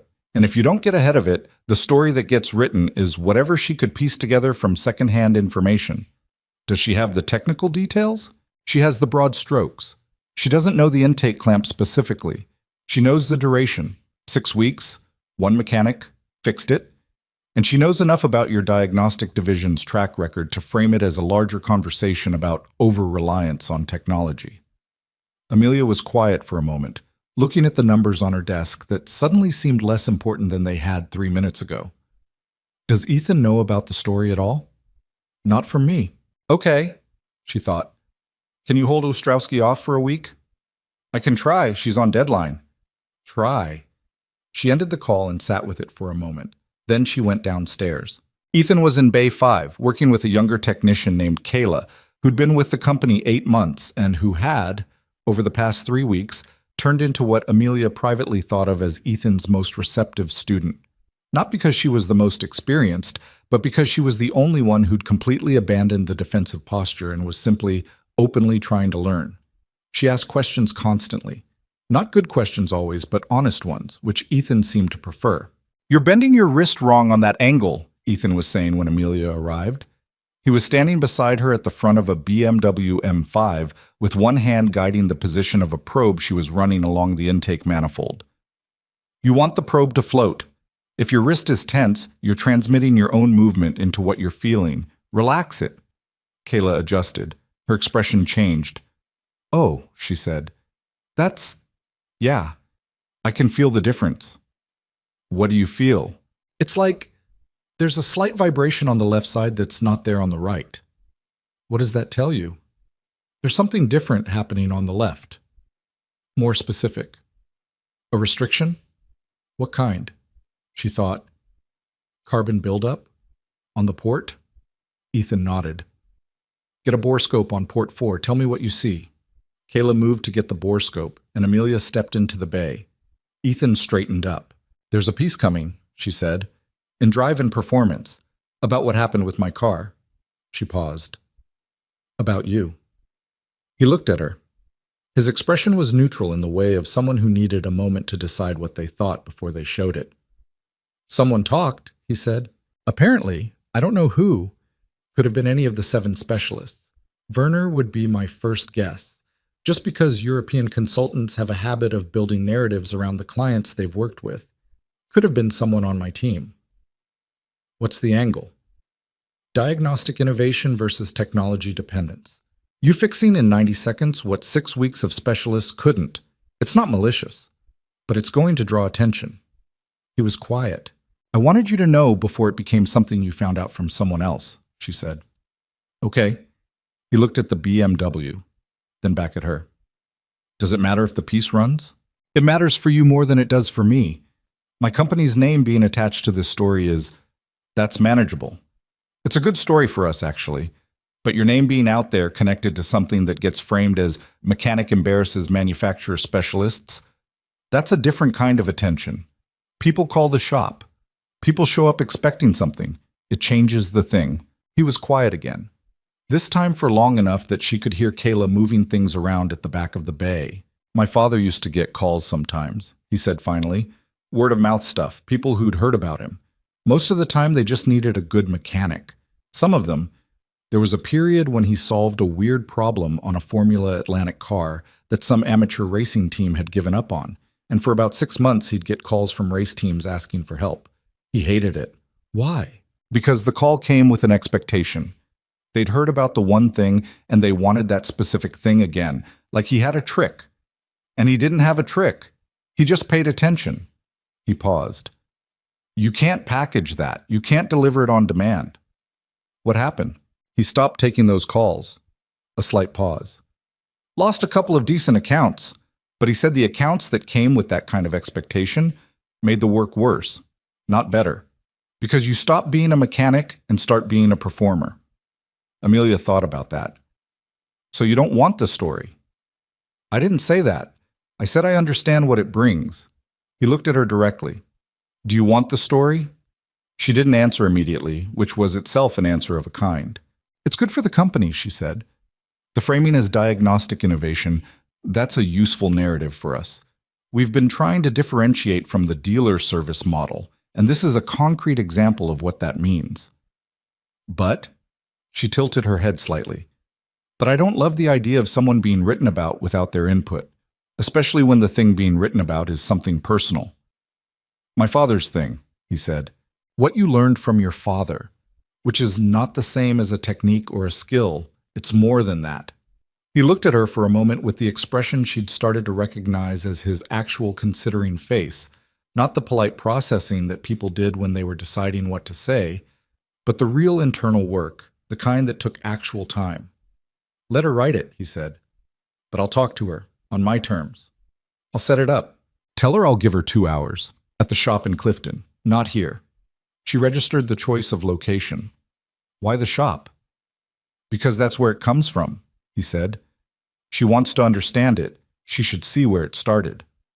Claire Ostrowski arrived at the Clifton shop on a Thursday morning, one of Ethan's non-Vaughn days, in a sensible gray Subaru with a notepad on the passenger seat and a recorder that she placed on the workbench with the unpretentious directness of someone who'd been doing interviews long enough to stop treating the equipment as a negotiation. She was 35, maybe 38, with the kind of face that was easier to remember than to describe, specific rather than conventionally striking. She looked around the shop for a moment before she said anything, taking in the 2 bays, the organized disorder of tools and parts, the framed photo on the wall near the office door. Is that your father? She asked, looking at the photo. Yeah. He looks like someone who didn't waste words. Ethan looked at the photo. Robert Cole in his mid-40s, standing in front of the original shop sign, squinting slightly against the sun, with his arms at his sides and a complete absence of posed expression. That's accurate, ma'am, he said. He'd told Phil to take the morning off. It was just the 2 of them and the shop and the particular quiet of a space that usually had noise in it. They talked for 2 hours and 12 minutes. Claire was good. Amelia had said so, and she was right. She didn't lead with the sensational version of the story. She started with the shop itself, with Robert, with how Ethan had learned, which meant by the time they got to the Porsche and Amelia Vaughn and the 6 weeks and the 90 seconds, it was already embedded in a context that made it something other than a trick or a moment of cinematic inspiration.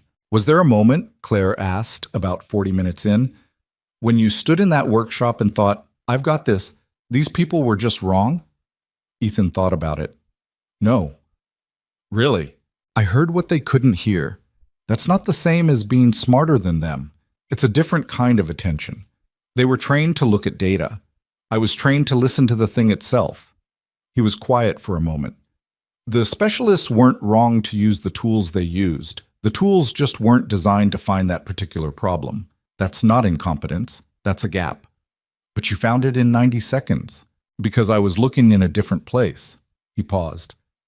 If they'd asked me to optimize the ECU mapping or redesign the intake manifold, they would have solved it, and I would have been useless. Claire made a note. You're generous about this. I'm accurate about it. I'm not in the same business as those specialists. We're solving different problems with different methods. The fact that my method worked here doesn't mean it's better. It means it was the right one for this specific problem. She looked at him over her notepad. Ms. Vaughn said that having you in her facility has changed how her team diagnoses problems. It's changing how some of them think about diagnosis, he said. Whether that sticks is a different question. Do you think it will? He considered. Some of them. Kayla, the youngest one, she's going to be good. She doesn't have the habit yet of trusting the data over what she's sensing. That's an advantage she doesn't fully know she has. He paused. A couple of the others, they've been doing it the same way for long enough that changing feels like admitting they've been doing it wrong, which isn't what I'm saying, but that's what it feels like. And Gary Buell? Claire asked. He looked at her sharply. She'd done her research. Gary's coming around, he said, in his own way, on his own timeline. That sounds diplomatic.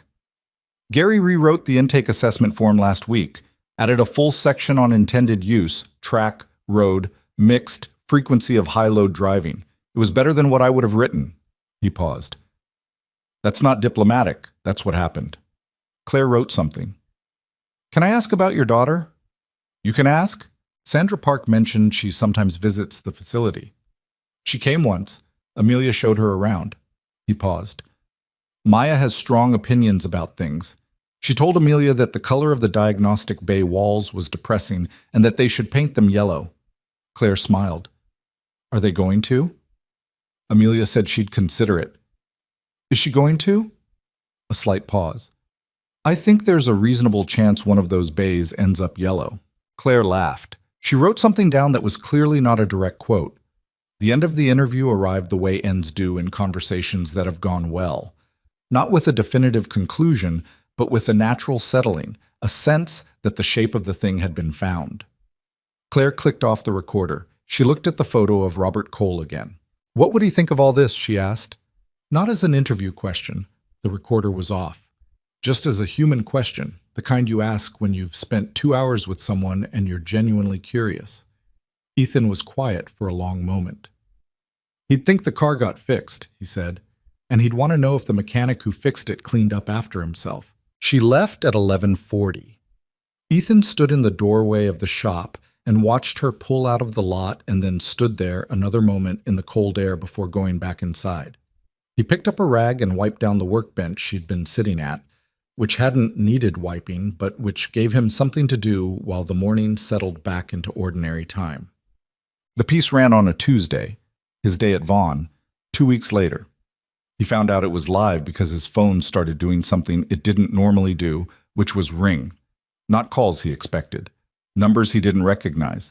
2 before he got to the facility, 3 more while he was signing in at the security desk. He turned the phone over in his hand and looked at Marcus, who was walking through the lobby with a tablet and who had the expression of someone who'd already seen the piece. It went up this morning, Marcus said. How is it? Really good, actually. She did a good job. Marcus paused. The comments section is, I don't want to know about the comments section. That's probably smart. Amelia found him in Bay 2 around 9 o'clock.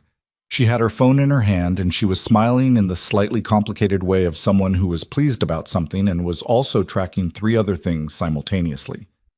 The piece is good, she said. Sandra called me last night. Your phone was ringing when you came in. Yeah. How do you feel about it? He looked at the car in front of him, a Ferrari 488 that had come in with an intermittent misfire, that Rosa had narrowed down to 2 possible cylinders and that he was now running a compression check on, not because the compression would definitively locate the misfire, but because the pattern of the numbers would tell him something about what was happening in the combustion chambers before the sensors registered it. "Ask me in a week," he said. "Fair." She looked at the Ferrari. "Rosa says you think it's an injector. I think it's 2 injectors, 3 and 7. The compression is fine, but the combustion quality is uneven. You can hear it in the exhaust tone if you listen from the right angle. The ECU is compensating, but there's a lean condition in those cylinders that the lambda sensors are catching fractionally late. Can you confirm it without pulling the injectors? I can get a borescope into the combustion chamber and look at the carbon pattern on the pistons. 3 and 7 will be cleaner than the others if the spray is off. Less fuel burning means less deposit." He paused. "It takes longer, but it saves the disassembly time." She nodded. "Do it." She was about to turn when he said, "The piece mentions Maya." She stopped, turned back. "I know, I read it." She held his gaze. "Claire handled it carefully. She's just a detail in the larger story." "I know." He was quiet. "I'm not complaining. He stopped. "Maya doesn't know about any of this. The Vaughn thing, the article. She knows I work here some days. She doesn't know it's—" He looked for the word. "A bigger deal than you've let it be?" Amelia offered. "Something like that." "Do you not want her to know?" He thought about it. "She's 8. I don't want her to have a picture of her dad that's bigger than the one she already has." A pause. "She thinks I'm good at my job because I fixed her bicycle and because I can tell what's wrong with the car by listening to it. That's enough for her." Amelia looked at him. There were things she could have said, but she recognized the ones that would land wrong. The reassurances, the "you should be proud," because they were all variations on the same mistake, which was to add weight to something he was actively trying to keep light. "Okay," she said. He looked at her. "I'm not going to tell you to feel differently about it," she said. "You get to protect your daughter from whatever you want to protect her from. That's yours." He held her gaze for a moment. Something in his expression shifted in the way it sometimes did. That small warming, that fractional drop of the guard. "Thank you," he said. "Go find the injectors," she said. "The client wants it back by Friday." The day Maya came to the facility for the second time was not planned. It was a Thursday afternoon in late March. Not Ethan's day, but he'd come in to do a follow-up on the Ferrari because Rosa had called with a question about the borescope images, and he'd wanted to see them in person. He'd called Mrs. Adler, who covered Maya's school pickups when he couldn't, and Mrs. Adler had answered with the particular slightly frantic energy of someone who had overcommitted their afternoon. "I can get her by 4:30, she said. "Is that okay? I've got my sister's thing at—" "It's okay," he said. "I'll figure something else out." He called Amelia because at that point, 4 weeks in, she was on his short list of people he could call about logistics, which was itself a change from where they'd started. "Bring her," Amelia said immediately. "She'll be bored." "She'll be fine. We have whiteboard markers." So at 3:05, Ethan picked Maya up from Clifton Elementary in the F-150 and drove to the facility with her in the passenger seat, asking questions with the relentless sequential logic of an 8-year-old who'd been sitting in school all day and had a lot of backed-up curiosity. "Is it the place with the red car?" "Yeah." "Is the red car fixed?" "It's been fixed for a month." "Can I see it?" "Maybe, if it's there." "Is the lady going to be there?" "Probably." "Is she nice?" He thought about the question longer than it might have required. "Yeah, she is." Maya absorbed this with the brief, complete attention that children gave to information that was actually useful to them. "Does she like cars?" "Very much." "She should get a yellow one." "Tell her that." When they arrived, Amelia was already downstairs. Amelia had not, as far as Ethan could tell, changed anything about her afternoon to be downstairs when they arrived. She had simply organized it so that she happened to be in the main workshop area at 3:15, which was not nothing. Maya got out of the truck and stood in the parking lot in her school jacket with her backpack on and looked at the building with the specific evaluative expression of a child forming a first impression. "It's bigger than I thought," she said. "You were here before," Ethan said. "I know, I just forgot how big." Amelia came out through the main entrance. She crouched down slightly. not in the exaggerated way adults sometimes did with children, just enough to reduce the height differential, and said, "Hi, Maya." Maya looked at her. "Hi." A pause. "Your walls are still gray." Amelia glanced at Ethan, who was looking at the sky with the expression of someone who was definitely not smiling. "They are," Amelia said. "Do you still think they should be yellow?" "Not all of them," Maya said, reconsidering. "Just one. Yellow's too much if it's everywhere." "Which one?" "The one with the most windows. Yellow looks good with light." Amelia stood back up. "Come inside and show me which one you mean." Maya looked at Ethan. He nodded. She took her backpack off, handed it to him without any ceremony, and walked through the main entrance beside Amelia like she was arriving somewhere she had a previous engagement. He stood in the parking lot for a moment holding her backpack, watching them go. Inside, he could see through the glass facade. Amelia and Maya walking through the main workshop, Maya pointing at things and Amelia responding, and then the two of them stopping at the entrance to the diagnostic wing where Maya turned to look at the wall beside the large north-facing windows and said something he couldn't hear. He went inside. He spent the next 90 minutes with Rosa going over the borescope images from the Ferrari, confirming that cylinders 3 and 7 showed the carbon pattern he'd predicted, which meant 2 injectors replaced rather than a full fuel system teardown. Rosa had already ordered the parts. She'd be done by tomorrow afternoon. "You're going to be out of a job if I keep getting this right before you ask me," Ethan said. Rosa looked at him flatly. "I called you because I already knew you were right. I just wanted you to explain why, so I could explain it to the client." "Fair enough." At 4:45, he found Maya in the small office at the end of the diagnostic wing that nobody used much and that had 2 large whiteboards on the facing walls. She was standing at the left board with a blue marker in her hand, drawing something large and complicated. He stood in the doorway. The drawing was, he wasn't entirely sure. It had roads and buildings and what might have been trees and what was definitely a car, drawn from the side with a single figure standing next to it. The figure had a toolbox beside it. "What is it?" he asked.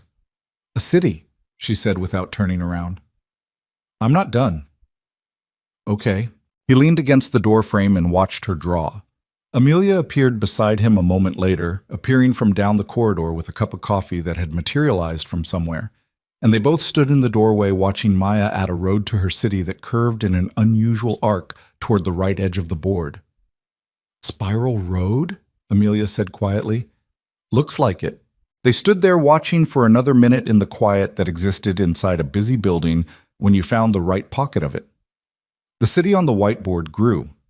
Maya narrated parts of it under her breath, not to them, just to herself, the private running commentary of someone building a world. "She's something," Amelia said, quietly. "Yeah," Ethan said. The late afternoon light was coming through the north-facing window at a low angle, the kind of light that made everything it touched look like it was about to become something important. Maya's shadow stretched long across the whiteboard as she drew, and the figure with the toolbox stood in the middle of her city, not going anywhere in particular, just there. The board meeting was on a Wednesday, which meant Ethan was in the building when it happened. Amelia hadn't told him about it specifically. It was a quarterly review, the kind of thing that happened 4 times a year, and that she prepared for with the same contained intensity she brought to most things, except that in the week before a board meeting, she slept slightly less and drank slightly more coffee and had a tendency to stop mid-conversation and look at something in the middle distance for 3 seconds before coming back. Her team knew the signs. They gave her a bit more room in those weeks, not because she asked for it, but because they'd learned. The board of Vaughn Performance Group had 7 members. 4 of them had been with the company since the early investor rounds. People who'd bet on Amelia at 24 and had been right, which gave them a particular brand of confidence in her that was genuine but not unconditional. The other 3 were more recent, brought on as the company scaled, and they had the different temperament of people who'd joined a proven enterprise rather than a gamble. The agenda item that mattered was under the heading Operational Efficiency and Diagnostic Division Performance, which was the kind of neutral language that contained a non-neutral conversation. Amelia sat at the head of the conference table on the 3rd floor, the real conference room, not the small working lunch space she preferred, and walked the board through 6 weeks of diagnostic division metrics: repair completion time, warranty claim rate, customer satisfaction scores, return visits for unresolved issues. Every number was better than the quarter before, not dramatically, not in a way that made the room gasp, but consistently and in the right direction, which in Amelia's experience was worth more than a single dramatic improvement because it suggested the change was structural rather than statistical noise. The warranty claim rate is down 22%, said a board member named Howard Finch, who was 61 and had spent 30 years in private equity and who read numbers the way some people read faces, quickly and looking for what they were trying to hide. That's the biggest single quarter move in that metric since the facility opened. Correct, Amelia said. What changed? She'd been waiting for this question and had two versions of the answer prepared. The version for a board meeting, which was clean and framed in operational language, and the actual version, which was more complicated and more interesting. She'd decided in the elevator on the way up that she was going to give them a version that was closer to the actual one. We brought in an independent specialist with a diagnostic methodology that doesn't rely on electronic systems as the primary source of information, she said. He's embedded in the division 3 days a week, and he's been working directly with the technical staff on how they approach problem identification. The improvement in the warranty rate is partially attributable to better first-time diagnosis accuracy and partially to changes in our intake assessment process. Specifically, how we collect information about intended vehicle use before any technical work begins. Howard looked at her over his glasses. An independent specialist. Ethan Cole. He runs an independent shop in Clifton. He was referred to me by Sandra Park. And his methodology is experiential rather than system-dependent, she said. He diagnoses primarily by sensory observation, sound, vibration, physical response of components, and then uses electronic systems to confirm rather than to lead. It's a different sequence than what most modern shops use, and it catches things that fall into the gap between what sensors are designed to detect. Howard was quiet for a moment. This is the Porsche story. It wasn't a question. The piece in drive and performance had apparently reached Howard's desk, which Amelia had assumed it would. That's where it started, she said, but the division results are the more relevant data. I'm not disputing the results. He set the report down on the table. I'm trying to understand the sustainability of it. You've got one person with a specific skill embedded in an operation that runs on systems. What happens if he leaves? That's the right question, Amelia said. The goal is not to be dependent on Ethan Cole indefinitely. The goal is to institutionalize the methodology, to rebuild how the team thinks about diagnosis, so that the skill becomes part of the division's DNA rather than one person's contribution. How close are you to that? She thought honestly. 3 months ago, I would have said we were nowhere near it. Today, I'd say we have 2 technicians who are genuinely developing the capability and 4 who are partway there. Gary Buell, who is my most experienced technician, has started incorporating sensory observation systematically into his process. He still leads with electronic diagnostics, but he's using physical checks to validate what the screens tell him, which is a meaningful change. And the others? The others are moving at different speeds. This kind of change doesn't happen uniformly. She paused. It's not unlike asking people who learn to navigate with GPS to learn to read a map again. The knowledge was always available. It got deprioritized because the easier tool worked most of the time. Getting people to use both isn't about making the easier tool go away. It's about restoring the habit of paying attention to what the tool can't see. Howard wrote something down. Across the table, a board member named Patricia Cho, who was 53 and had a background in organizational development, and who, in Amelia's experience, asked the questions that looked simple but weren't, said, "Does Ethan Cole want to stay?" Amelia looked at her. "That's not a rhetorical question," Patricia said. "You've described a specialist who has his own business, a specific personal structure around his family, and, based on the magazine piece, a temperament that's not particularly oriented toward institutional settings. What's his incentive to remain embedded in your operation long term?" It was the question Amelia had been sitting with for 3 weeks and hadn't fully answered. "That's a conversation I need to have with him," she said. "But..." She found him at 4:15 after the board meeting let out, and she'd spent 20 minutes in her office, staring at the wall, doing the post-meeting decompression that looked like nothing from the outside, but was actually a significant amount of internal reorganization. He was in Bay 5 with Kayla. They were doing something that looked, from the doorway, like a lesson and a repair simultaneously. Kayla had her hands inside the engine bay of a Lamborghini Huracan that had come in that morning with a cooling system concern, and Ethan was standing slightly back, not helping, watching her work with the particular focused patience of someone who understood that the learning happened in the doing and not the watching. "What do you feel?" he said. Kayla had her left hand on the upper coolant hose and her right on the thermostat housing. Her eyes were closed, which Amelia noticed from the doorway with something that registered as gratitude. 6 weeks ago, no one in this division would have closed their eyes while diagnosing anything. "The flow is inconsistent," Kayla said. There's a slight pulse that's faster than the pump cycle, like something's interrupting it upstream." "Where upstream?" "Before the thermostat. So what does that tell you?" A pause. "The thermostat's not the problem. Something's causing back pressure before it gets there." "Good. Now open your eyes and tell me how you'd confirm it." Kayla opened her eyes. "Pressure test the upper circuit. If there's back pressure, I should see it spike at the point where the restriction is." "Do it." Kayla reached for the pressure gauge kit, and Ethan straightened up and saw Amelia in the doorway.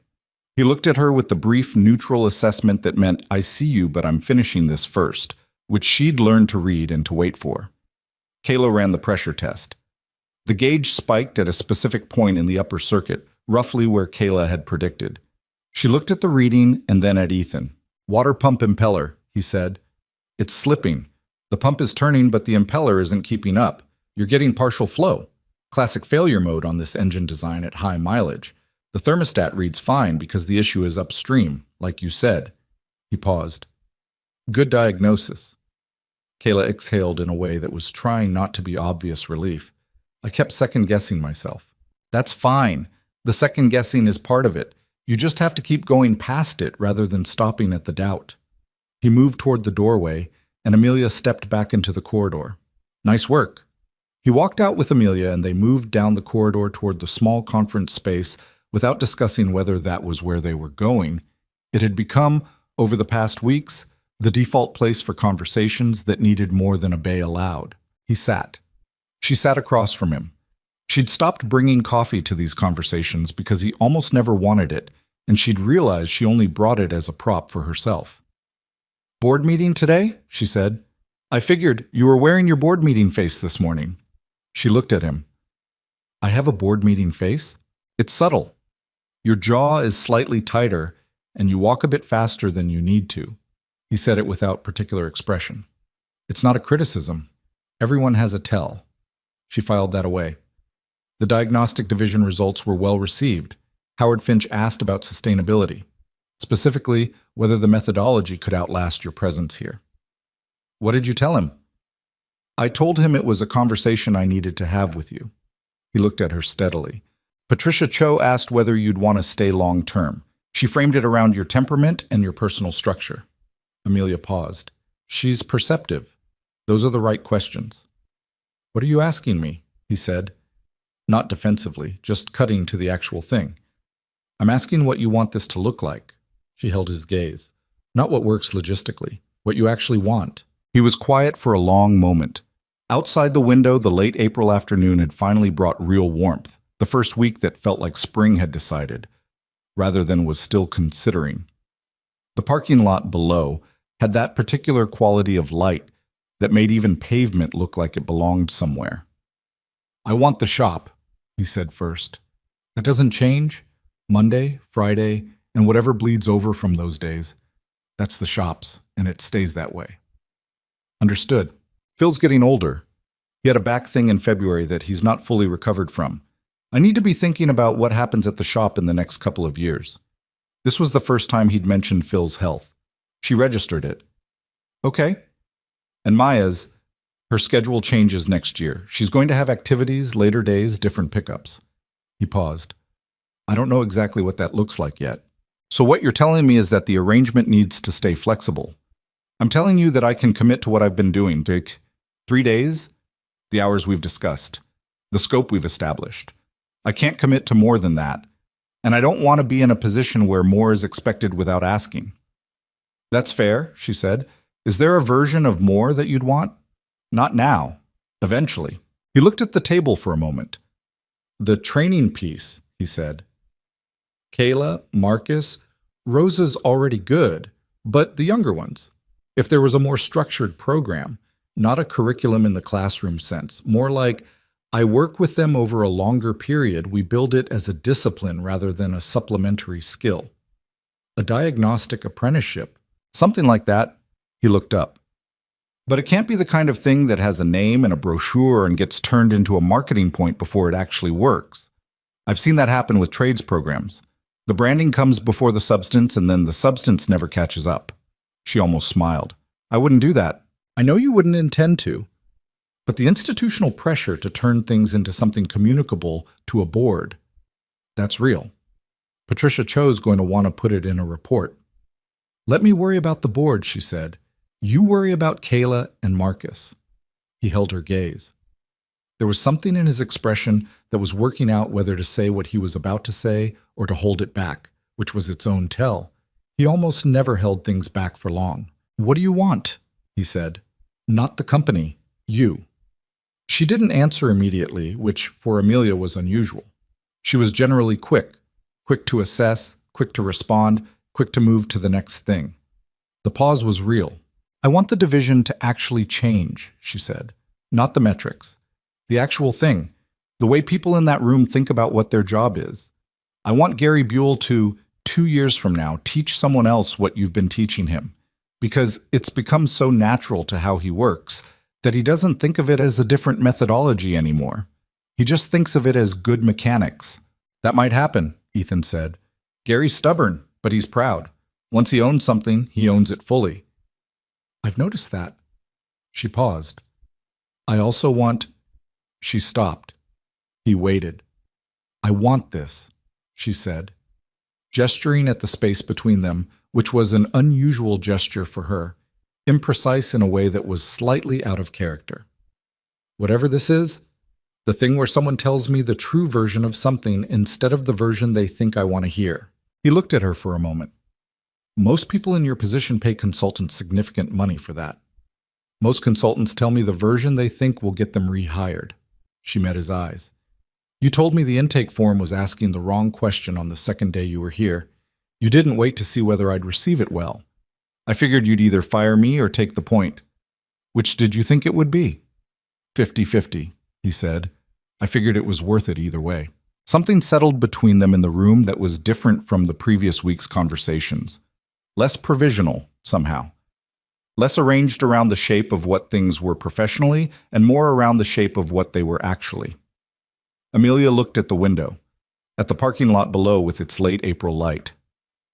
Stay, she said, for as long as it makes sense and we keep being honest with each other about when it stops making sense. He was quiet for a moment. That's an unusual employment arrangement. It's an honest one. Yeah, he said. Okay. The crisis came in the second week of May. It came, as crises usually do, from a direction that wasn't the one anyone was watching. Not a client complaint, not a board pressure point, not Gary Buell or the drive and performance fallout or any of the things that had been actively managed. It came from Phil. Ethan called Amelia at 7:20 on a Tuesday morning. Not his usual check-in. The call had a different quality in the first 2 seconds. She heard it before he said anything, the particular compressed tension of someone who was managing something difficult, and had called her because she was on the list of people he called when he was managing something difficult, which she recognized as the thing it was. Phil had a fall, he said. Last night. He's okay, nothing broken, but he can't work. Doctor says minimum 6 weeks, possibly 8. Ethan, I can't come in today. I need to be at the shop.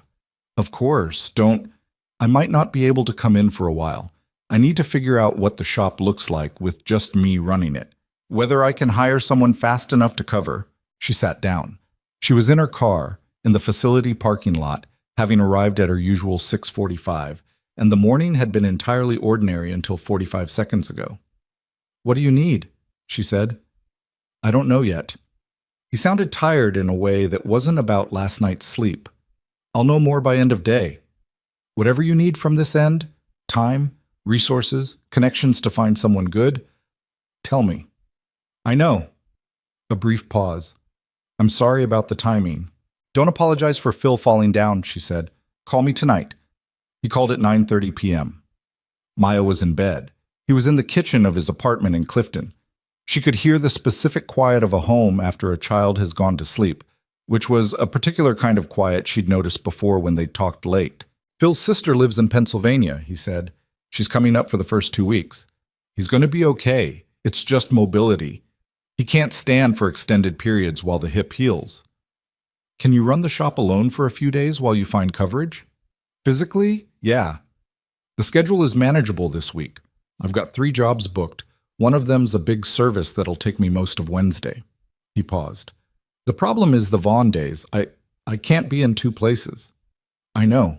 If I can find someone decent for the shop by next week, take whatever time you need, she said. The division will manage. Will it? It was a real question, not self-deprecating. He genuinely wanted to know. She thought about it honestly. Rosa and Kayla will hold it. Gary's methods have changed enough that he's not going to backslide significantly. Marcus has been taking notes for 2 months, and he understands the framework better than he gives himself credit for. You've been watching them. Constantly. And? They're not you, she said. But they're not who they were 6 weeks ago either. The foundation is there. She paused. I need you to believe that, because you built it. A silence on the line. There's a guy I know, Ethan said finally. He worked at a dealer in Hackensack for 12 years, and he's been freelancing for the last 2. Name's Danny Reyes. I've seen him work. He's honest, and he's good with his hands. He might be available. Call him first thing tomorrow. If he wants it, refer him to my HR manager for the shop coverage paperwork. You're paying for shop coverage? You're my embedded specialist. Your shop running is part of how my specialist stays available. That's not charity, that's infrastructure. He was quiet for a moment. You know you don't have to... Ethan. She said his name with the particular weight of someone who had considered what they were about to say. I'm not doing you a favor. I'm protecting an arrangement that works for both of us. Let me do that without you arguing about whether you deserve it. Another silence. Longer. Okay, he said. Good. Call Danny Reyes. Danny Reyes was available, as it turned out, because the freelance market in northern New Jersey was not particularly robust in May, and because Ethan cold calling was the kind of call that Danny Reyes had been hoping for since he'd heard the name mentioned twice in 2 separate conversations over the past month. He started at the Clifton shop on Thursday. By Friday afternoon, Ethan had assessed him as competent, reasonably careful, and likely to be reliable without constant supervision. He came back to Vaughn on Tuesday of the following week. The division hadn't collapsed in his absence, as Amelia had said it wouldn't. But the quality of what he walked back into was different in a way he registered immediately. Not worse exactly, but slightly contracted, like a room where the windows hadn't been opened in a week. Kayla had hit a wall on a gearbox issue she'd been working through and had defaulted to waiting rather than pushing further into the problem. Marcus had correctly identified an issue in a BMMW, but had written it up in the diagnostic language of the system report rather than in the plain English Ethan had been pushing him toward, which suggested the instinct wasn't yet deep enough to survive his absence. Gary Buell had apparently had a conversation with a client on the Thursday that Amelia described to Ethan as exactly what I've been trying to get from the whole team for 6 weeks. The client had come in with a car that had a specific sound underload, and Gary had listened to it in the lot before even pulling it into the bay, and had diagnosed the problem before running a single electronic check, and had then confirmed it with the diagnostic equipment and presented the client with a clear explanation of both the problem and the method. The client had left a review that mentioned specifically the mechanic who actually listened to my car. When Ethan heard about it, he found Gary in Bay 1 and said, "Amelia told me about the Thursday client." Gary looked up. He was torquing a wheel nut with the careful precision of someone who no longer relied only on the spec sheet to tell him when something felt right. "Yeah," Gary said. "Good work." Gary held his gaze for a moment. "I've been thinking about what you said. The right question." He paused. "You said it isn't what the system is measuring, it's what it's not measuring." He set the torque wrench down. "I've been asking that question on every car I touched this week. What's happened? Found 2 things I would have missed. One of them would have come back as a warranty claim inside 30 days. He looked at the car in front of him. Probably. Probably, Ethan agreed. Don't make it a bigger thing than it is, Gary said. I wasn't going to, Ethan said. Gary picked up the torque wrench again. Ethan left the bay. What? The evening it shifted, and there was an evening, a specific one, where something between Ethan and Amelia moved from one category into another without being named. It was a Thursday in mid-May that Amelia would later have difficulty reconstructing in its full sequence, but that she remembered clearly in its emotional shape. She'd worked late, not unusually. She often worked until 7 or 7:30, the kind of hours that come naturally when you own something, and the line between work and the rest of your life has been blurry so long it's not really a line anymore. Ethan had also stayed late, which was unusual for a non-Vaughn day. He'd come in at 3 p.m. to look at something Rosa had flagged, and had still been in Bay 3 at 6:45 when she came downstairs to get something from the ground floor. The facility was mostly empty. The last technician had left at 6:15. The cleaning crew wouldn't come until 9. The workshop had the particular quality of spaces that are designed for noise and activity and are currently hosting neither. She found him in Bay 3 with the engine of a 911 GT3RS open and a standing work light illuminating the engine bay, sitting on a stool with his forearms on his knees, doing what she recognized now as his thinking position. The slight forward lean, the unfocused gaze, the posture of someone whose body had been put in standby while the mind ran. She stood in the doorway of the bay. "You're still here," she said. He looked up. "So are you." "I'm always here. You don't have to be." "The cam timing is off on cylinder 7, he said. "I'm trying to decide whether it's the chain tensioner or whether someone adjusted the cam at the previous service without documenting it." "Rosa's problem can wait until—" "I know. I'm not staying because of Rosa's problem." He looked at her. "I'm staying because this is where I ended up at 6 o'clock, and there's nowhere else I need to be until 8. She walked into the bay and leaned against the workbench across from him, arms crossed, the work light between them. The engine of the GT3RS sat open, all its mechanics exposed, the kind of visibility you only got when something was wrong and you needed to see everything. "Phil's doing better," he said. "Got a text from his sister this afternoon. He's walking short distances." "Good. Danny Reyes is working out, slower than Phil, but thorough. He doesn't improvise, which in a new situation is probably the better trait." "Yeah." They were quiet for a moment. The building made its small sounds around them. The HVAC cycling down for the evening, a distant click from somewhere in the structure. "Can I ask you something?" Ethan said. "You can always ask me something. When was the last time you drove the Porsche?" "For yourself." "Not a test drive. Not to verify something. Just drove it." She thought about it, actually thought about it, which told her something. "I don't know," she said. "Weeks." "Why not?" "Because once the problem was fixed, it just became a car I owned. The interesting part was the problem." He looked at her. "That's a little sad." "Is it? You spent 6 weeks trying to fix a thing that mattered to you. Then it got fixed and you put it away." He paused. The car was never just the car. She looked at the open engine across from her, at all the components visible and accountable, nothing hidden, everything doing its specific necessary thing. "What was it?" she asked. "Something you built that wasn't behaving the way it should," he said. "Something you knew was wrong even when everyone around you said it wasn't." He paused. "That's not about the car." She held his gaze.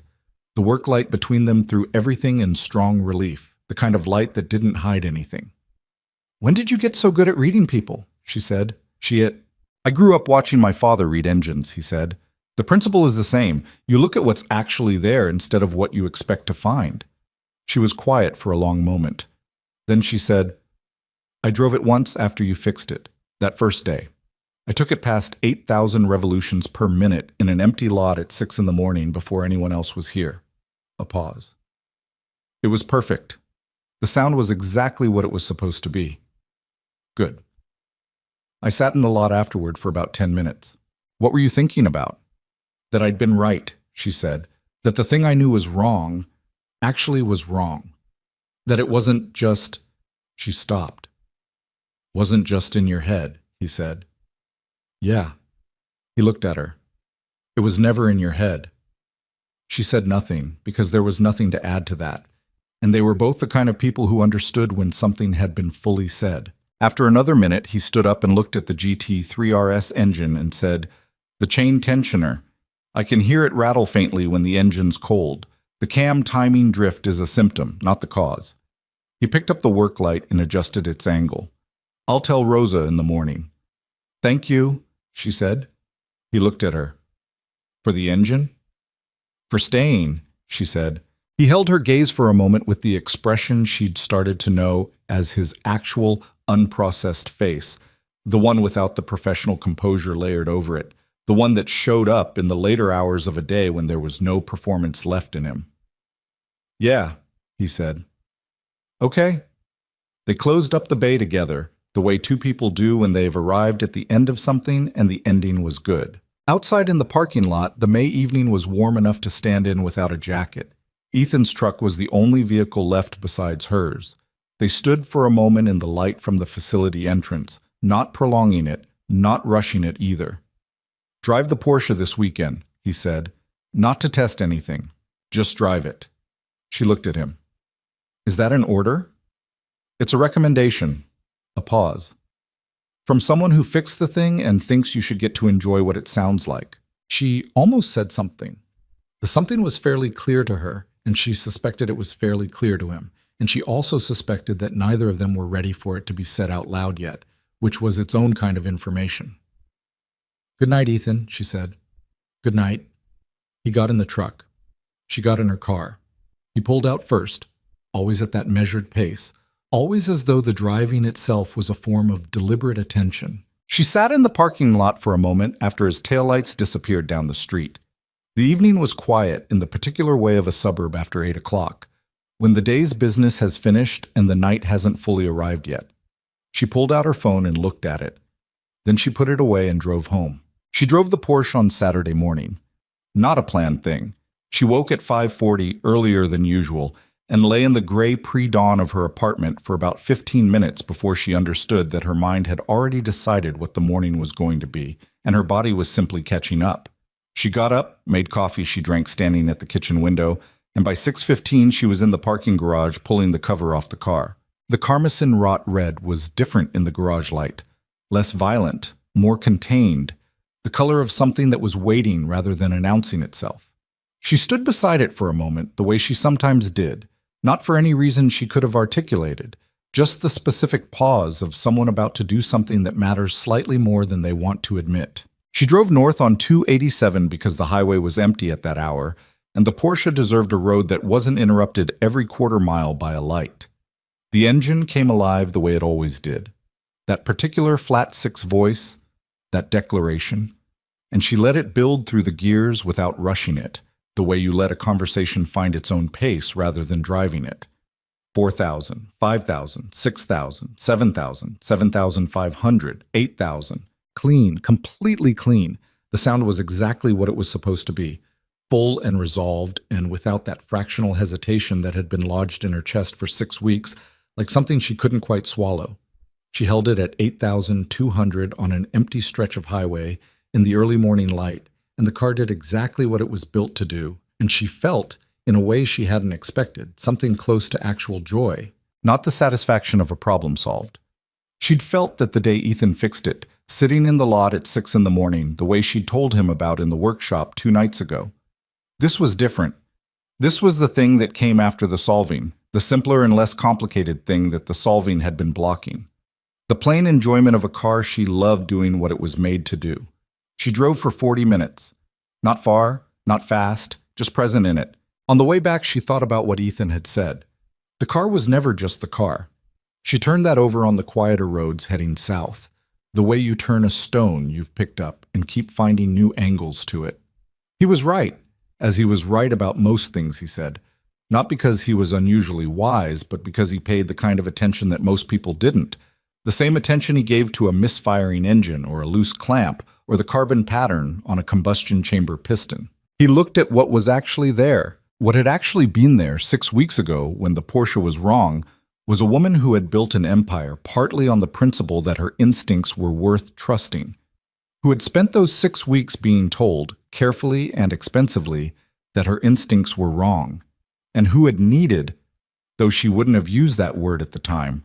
Someone to stand in her workshop and listen to what she'd been trying to say. The something that had been fairly clear to her in the parking lot Thursday night was still fairly clear on Saturday morning. She let it be clear without doing anything about it yet, which was a kind of patience she didn't exercise often, and that felt, in a strange way, like the right form of respect for it. She got back to the garage at 7:40 and sat in the car for a moment after she turned the engine off, the way she had months ago in the empty lot at dawn. The silence after the engine was a specific kind of silence, shaped by the sound that had just been in it. She pulled out her phone and sent Ethan a text. "You were right. I should have been driving it all along." She put the phone in her bag and went upstairs to make more coffee. His response came 11 minutes later while she was standing at the stove. "How'd it sound?" She looked at the message. She typed back, "Like it was supposed to." 3 dots appeared. Then, "Good." That was it. That was the whole exchange, and it was somehow exactly sufficient. The last week of May brought 2 things simultaneously, which was the way important things often arrived, not one at a time, in manageable sequence, but together, requiring the kind of peripheral vision that Amelia had spent a decade developing, and that still, sometimes, wasn't quite wide enough. The first thing was an offer. It came from a private equity group called Meridian Capital Partners, which had been circling Vaughn Performance Group at a respectful distance for approximately 18 months. Amelia knew their name. She knew their track record. They were not predatory. They didn't buy companies to strip and resell. They bought companies they believed had growth potential that the current structure was constraining, installed resources and operational expertise, and typically held for 5 to 7 years before exiting at a multiple that justified everyone's investment of time and money. The offer was substantial, more than substantial. It was the kind of number that, when her CFO called to read it to her, produced a silence on her end that lasted long enough for him to say her name twice to make sure the call hadn't dropped.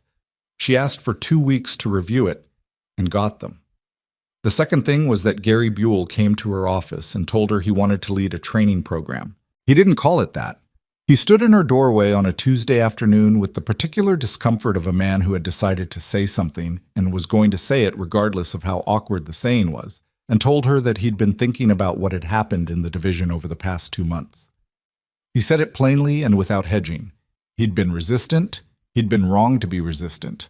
And he now had a specific idea about how the approach Ethan had been teaching could be formalized into something that could survive beyond one person's presence. "I want to run it," he said. "Not Ethan. He's got his own thing. But I've got 17 years in this industry, and I understand now what I didn't understand 2 months ago, and I think I can teach it to new technicians in a way that sticks." Amelia looked at him from across her desk. "What would it look like?" she said. "First 30 days for any new technician. No electronic diagnostics. They work alongside someone experienced, me, Rosa, whoever, and they use their hands and ears and eyes only. Structured exercises. Compression tests by feel before by gauge. Identifying sounds in isolation. Vibration mapping." He paused. "After 30 days, they get the full toolkit, but by then they understand what the toolkit is for. Confirmation, not revelation." She was quiet for a moment. "Who taught you that framework?" she said. "The confirmation versus revelation distinction." Gary held her gaze. "Ethan said it in week 2. I wrote it down." She smiled. Not visibly, not quite, but enough that Gary caught it. "Draw it up," she said. "A 1-page outline. Have it on my desk by end of week." Gary nodded once and left. She watched him go and then turned to her window and looked at the parking lot below where the May sunlight was doing the thing it did in late afternoons, turning everything a shade warmer than it actually was. 2 things at once. She sat with both of them. She told Ethan about the Meridian offer on a Wednesday, in the small conference room that had become theirs, in the sense that a place becomes associated with the conversations that have happened in it. She put the offer letter on the table between them. Not the full document, the summary page, with the number at the bottom. He looked at it. She watched him look at it. His expression was careful, which for Ethan was unusual. He wasn't typically careful with expressions. He was typically just whatever he was. "That's a significant number," he said. "Yes." "What are you going to do?" "I don't know yet. That's why I'm telling you." He looked at her. "Why are you telling me?" It was a genuine question, not challenging, actually curious the way he was curious about things that were outside his expected frame. Because you're the person I tell things to now, she said. And because this decision affects what this place is, which affects what we've built here, which affects... She stopped. It affects you. It affects the arrangement, he said carefully. It affects more than the arrangement, and you know it. He was quiet. He looked at the summary page again, not really reading it, just giving himself a moment. What would Meridian do? He said. Grow the company. Open facilities in 3 other markets. Professionalize the operational structure. Bring in management talent at the divisional level. She paused. They'd want the diagnostic division positioned as a flagship differentiator. The Claire Ostrowski piece was part of why they moved. They saw the methodology as a competitive advantage. They'd want to scale it. Yes. Can it be scaled? She looked at him. That's the question, isn't it? He leaned back slightly. What Gary did, but what I've been doing here. It works because it's small, personal. It works because I can stand in a bay and watch Kayla close her eyes and feel the coolant flow and tell her what she's noticing. You can't franchise that. He paused. If you open 3 facilities and try to import this methodology as a branded program, you'll get the shape of it without the substance. You'll have technicians who know the vocabulary and do the 30-day protocol and still default to the screen the moment something difficult comes up. Is that inevitable? Not inevitable, but likely, unless the people who understand it deeply are the ones building it in each new place. He looked at her. Do you have those people? She was honest. I have 2, Kayla and Rosa. Gary's getting there. That's not enough for 3 facilities. No. She folded her hands on the table. So the question is whether the growth is worth what it costs. That's a question only you can answer. I know. I'm not asking you to answer it. I'm asking you to help me think through it. He was quiet for a long moment. The facility hummed around them. What did you build this for? He said. What? The company. 10 years ago, when you were buying out that shop in Philadelphia, what were you trying to build? She thought about it.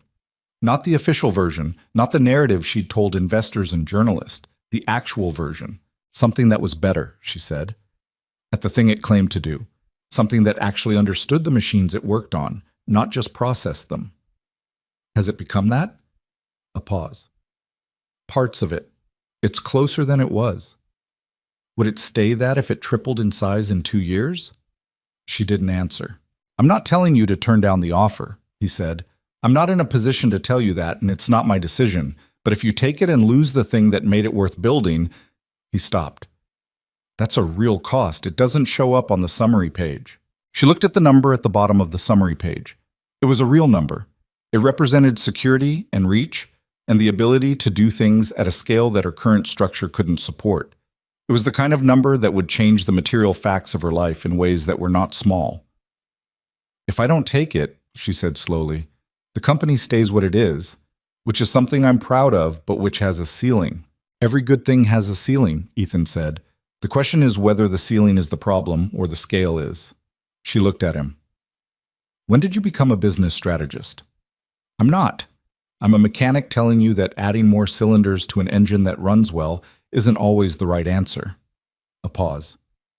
Sometimes the engine's already doing what it was designed to do. And sometimes it's built for more than it's currently doing, she said. Yeah.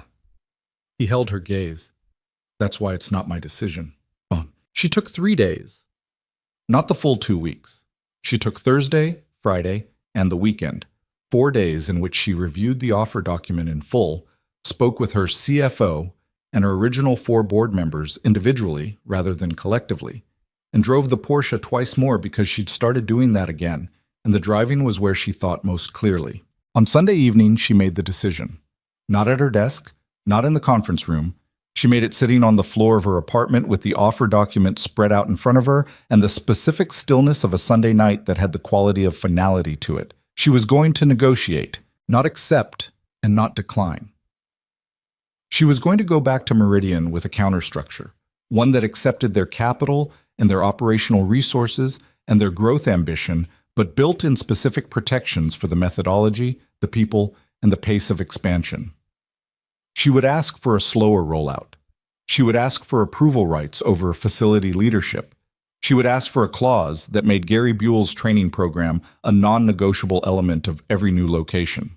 They would probably say no to some of it, maybe most of it, but she'd know, based on what they agreed to, whether the company they wanted to build was the one she was willing to hand them. She called her CFO on Sunday night and told him the outline.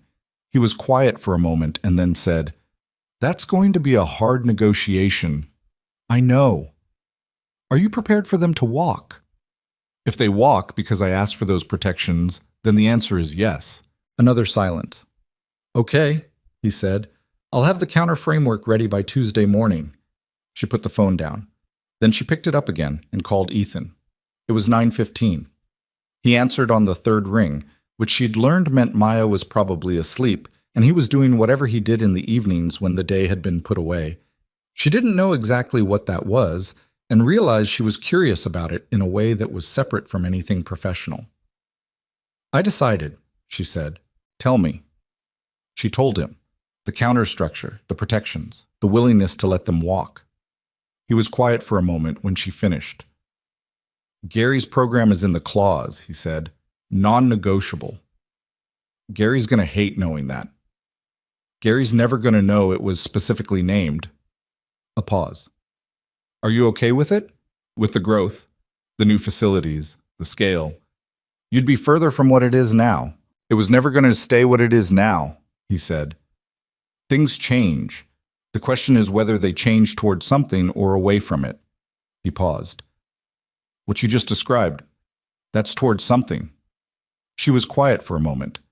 Outside her apartment window, the city was doing its Sunday night thing, reduced and amber lit, the specific character of a city reminding itself that Monday was coming. "Ethan," she said. "Yeah." "The Thursday night, in the parking lot, when you said goodnight." A pause. Not a confused pause, a knowing one. "Yeah," he said. "I've been thinking about it." "I know, so have I." She looked at the city out her window. "I don't know what to do with it yet." "Neither do I," he said. "That's probably honest." "Is it a problem?" "No." A pause. "I think it means we don't want to get it wrong." She was quiet. Then, "That's a good way to put it. I have an 8-year-old who gives me a lot of practice at saying true things clearly." She laughed. Real, quiet, the sound of someone genuinely caught. "I should meet her properly sometime, not just at the facility." "She'd like that." A slight pause. "She's already told me you have good ideas about walls." "Yellow is the right choice. I stand by it." "We painted Bay 4 on Friday," he said. "While you were reviewing the offer. Kayla and Marcus did it after hours." Amelia stopped.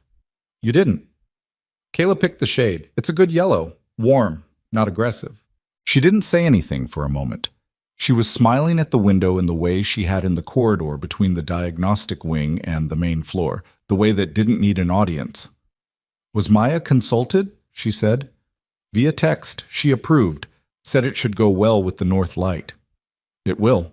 They talked for another 20 minutes, about nothing urgent, Phil's recovery, Danny Reyes's growing ease at the Clifton shop, something Kayla had figured out that week about differential diagnosis that Marcus had written up and that Ethan thought was worth formalizing. The regular texture of a shared world, the kind of conversation that filled in the edges of days. When she finally said goodnight, it was 9:50, and the Sunday quiet had deepened to the version that was actually peaceful rather than just still. "Drive the car again this week," he said, "before the Meridian negotiation." Superstition. Not superstition. You think better when you've been reminded of what matters. She thought about that. "How do you know driving the car reminds me of what matters?" "Because your face is different after," he said simply. "It has been both times." She held the phone for a moment after they'd hung up. The offer document was still spread on her floor, covered in her notes. The counter framework was going to be ready Tuesday. The negotiation was going to be difficult and might not work, and she was at peace with that in a way she hadn't been at peace with much lately. She gathered the papers and put them on the kitchen table where they'd be ready in the morning, and went to bed at a reasonable hour for the first time in 2 weeks. Bush. The negotiation with Meridian took 11 days. It was not easy. Thomas Breck, the Meridian partner who led the discussions, was a good negotiator in the way that people who've done it professionally for 20 years are good. Not aggressive, not theatrical, just patient and precise, and with a very clear sense of which concessions cost them something real and which ones were performance. He pushed back on the training program clause. He said it was operationally constraining and that new facility leadership needed flexibility in their first-year rollout. Amelia said the training program was a structural element of the methodology that had produced the results Meridian had valued in their assessment, and that removing it was equivalent to licensing a recipe and then removing the key ingredient on the grounds that it was inconvenient to source. Breck was quiet for a moment after that. Then he said, "The recipe argument is actually solid. I know. We'll keep the program clause. Modified timeline for full implementation, 18 months from opening rather than day one. 12 months. 15. 12, she said, with a 6-month grace period for facilities that can demonstrate an enrollment pipeline." He looked at her. "You've done this before. I bought a company at 25, she said. I've done this a few times." The clause stayed at 12 months. The approval rights on facility leadership were harder. Meridian's standard structure gave them operational authority below the executive level, and they weren't willing to give that up entirely. They settled on a joint approval process for senior technical leadership. Amelia had input, Meridian had final say, but either party could trigger a formal review if they felt the choice was wrong. It wasn't everything she'd asked for, but it was the shape of something she could live with. She signed on a Tuesday morning, which meant Ethan was in the building when she did it. She didn't make an announcement. She didn't call the team together or send a company-wide email. She signed the documents in her office with her CFO and Meridian's lawyer and Thomas Breck, and then she walked downstairs to the diagnostic wing. It was 10:30. Bay 4, the yellow bay, warm-toned and specific in the north morning light, exactly as Maya had predicted, had a BMW M3 in it. Kayla was running a compression check, her hand resting on the valve cover with her eyes half closed. And Marcus was at the adjacent workbench writing up notes from the previous car with the plain, factual language Ethan had been pushing him toward, and that had finally become natural to him. Gary was in Bay 1, working in the deliberate, attentive way that was now simply how Gary worked, the transition so complete that it was hard to remember the defensive man who had narrowed the space with carts and tool chests to protect his territory. Rosa was in the clean room, which she called the clean room still, running a thermal imaging scan on an electrical system issue that had resisted everything else. She'd been at it since 8, and she had the focused patience of someone who trusted that the answer was in there and that patience was the right instrument for finding it. Ethan was in Bay 3. He had the GT3RS that Rosa had originally flagged, the one with the cam timing drift from the chain tensioner back in for a follow-up after the repair. Just a 20-minute check, making sure the timing had stabilized across operating temperature. He was standing beside it with the engine running, not touching anything, just listening. Amelia stood at the entrance to the diagnostic wing. She watched him for a moment. The engine of the GT3RS filled the bay with its specific sound, and Ethan stood in it with his particular stillness, present in the way he was always present, completely, without partition, without the divided attention that most people brought to most things. The engine ran clean. She could hear it from where she stood, and she knew what clean sounded like now in a way she hadn't known 3 months ago, or at least knew it differently, not just as the absence of the wrong thing, but as the presence of the right one. He heard her approach the way he usually did, without turning, and turned when she was a few feet away. "How'd it go?" he said. He meant the signing. He knew it was today. "Done," she said. He looked at her. "You okay with it?" "Yeah, I am." He nodded once. "Gary's program is in the clause," she said. "Non-negotiable. Every new facility, 12 months from opening." Something moved in his expression. Gary's going to keep thinking he came up with it on his own. He did come up with it on his own. I just made sure it survived the negotiation. He was quiet for a moment, then, "Your father would have respected that." She looked at him. It was the first time he'd mentioned her father, which she realized with a small start she'd never talked about much. But she'd mentioned the auto parts business once, briefly, and the truck with 140,000 miles, and apparently he'd filed it. He was a practical man, she said. He would have said I paid too much attention to the methodology clause and not enough to the earnout structure. Was he right? Probably. She paused. But the earnout is about money. The methodology is about what the money was for. Ethan looked at the GT3RS. My father used to say that the most expensive repairs were the ones people put off. You always paid more in the end. What was he talking about? Cars or something else? Mostly cars, Ethan said. But he used to apply it broadly. She looked at him. The engine of the GT3RS ticked quietly through its cooldown.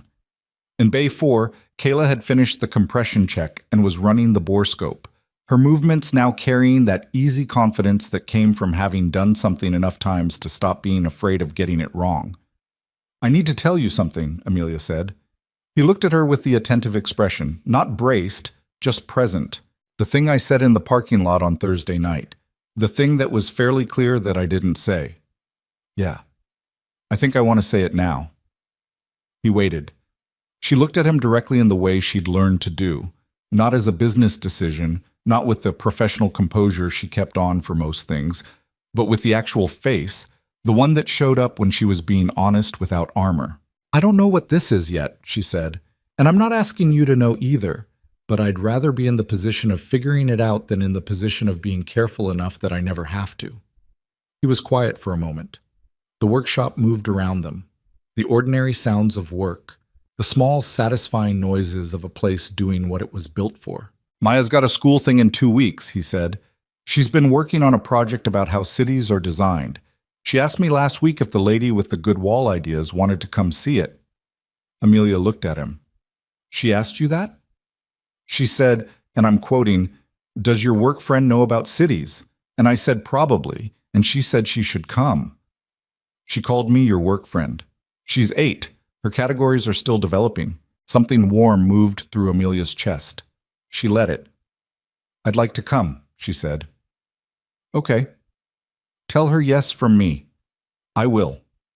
They stood for a moment in the ordinary noise of the diagnostic wing, in the bay beside the cooling GT3RS, in the building that was hers, and that was about to become something larger while staying. She'd made sure of that, had written it into the clause. Specifically, permanently itself. 3 weeks later, Amelia Vaughn sat in a school gymnasium in Clifton, New Jersey, on a folding chair that was slightly too small, in a row of parents and caregivers watching third graders present their city design projects on a low stage with a hand-painted backdrop that said, "Future Builders" in letters of varying heights. Maya Cole was the 4th presenter. She walked up to the display board she'd made, large, hand-drawn, covered in the same spiral roads and specific details she'd been developing on whiteboards for months, and she talked about it with the focused, slightly formal confidence of a child who had rehearsed and also genuinely cared about the subject. Her city had roads that curved instead of running straight. It had spaces between buildings designed for sound. Acoustic parks, she called them, which was not a third-grade term and which made her teacher smile from the side of the stage. It had a mechanics shop at the center, which she explained was because the center of a city should be the thing that keeps everything else working. My dad taught me that, she said, without elaborating, with the simple confidence of someone stating a fact that didn't need support. Ethan, sitting 2 chairs to Amelia's left, was looking at the stage with an expression she'd never quite seen on him before. Not the focused attention he gave to engines, not the careful patience he gave to technicians. Something quieter and more unguarded than either.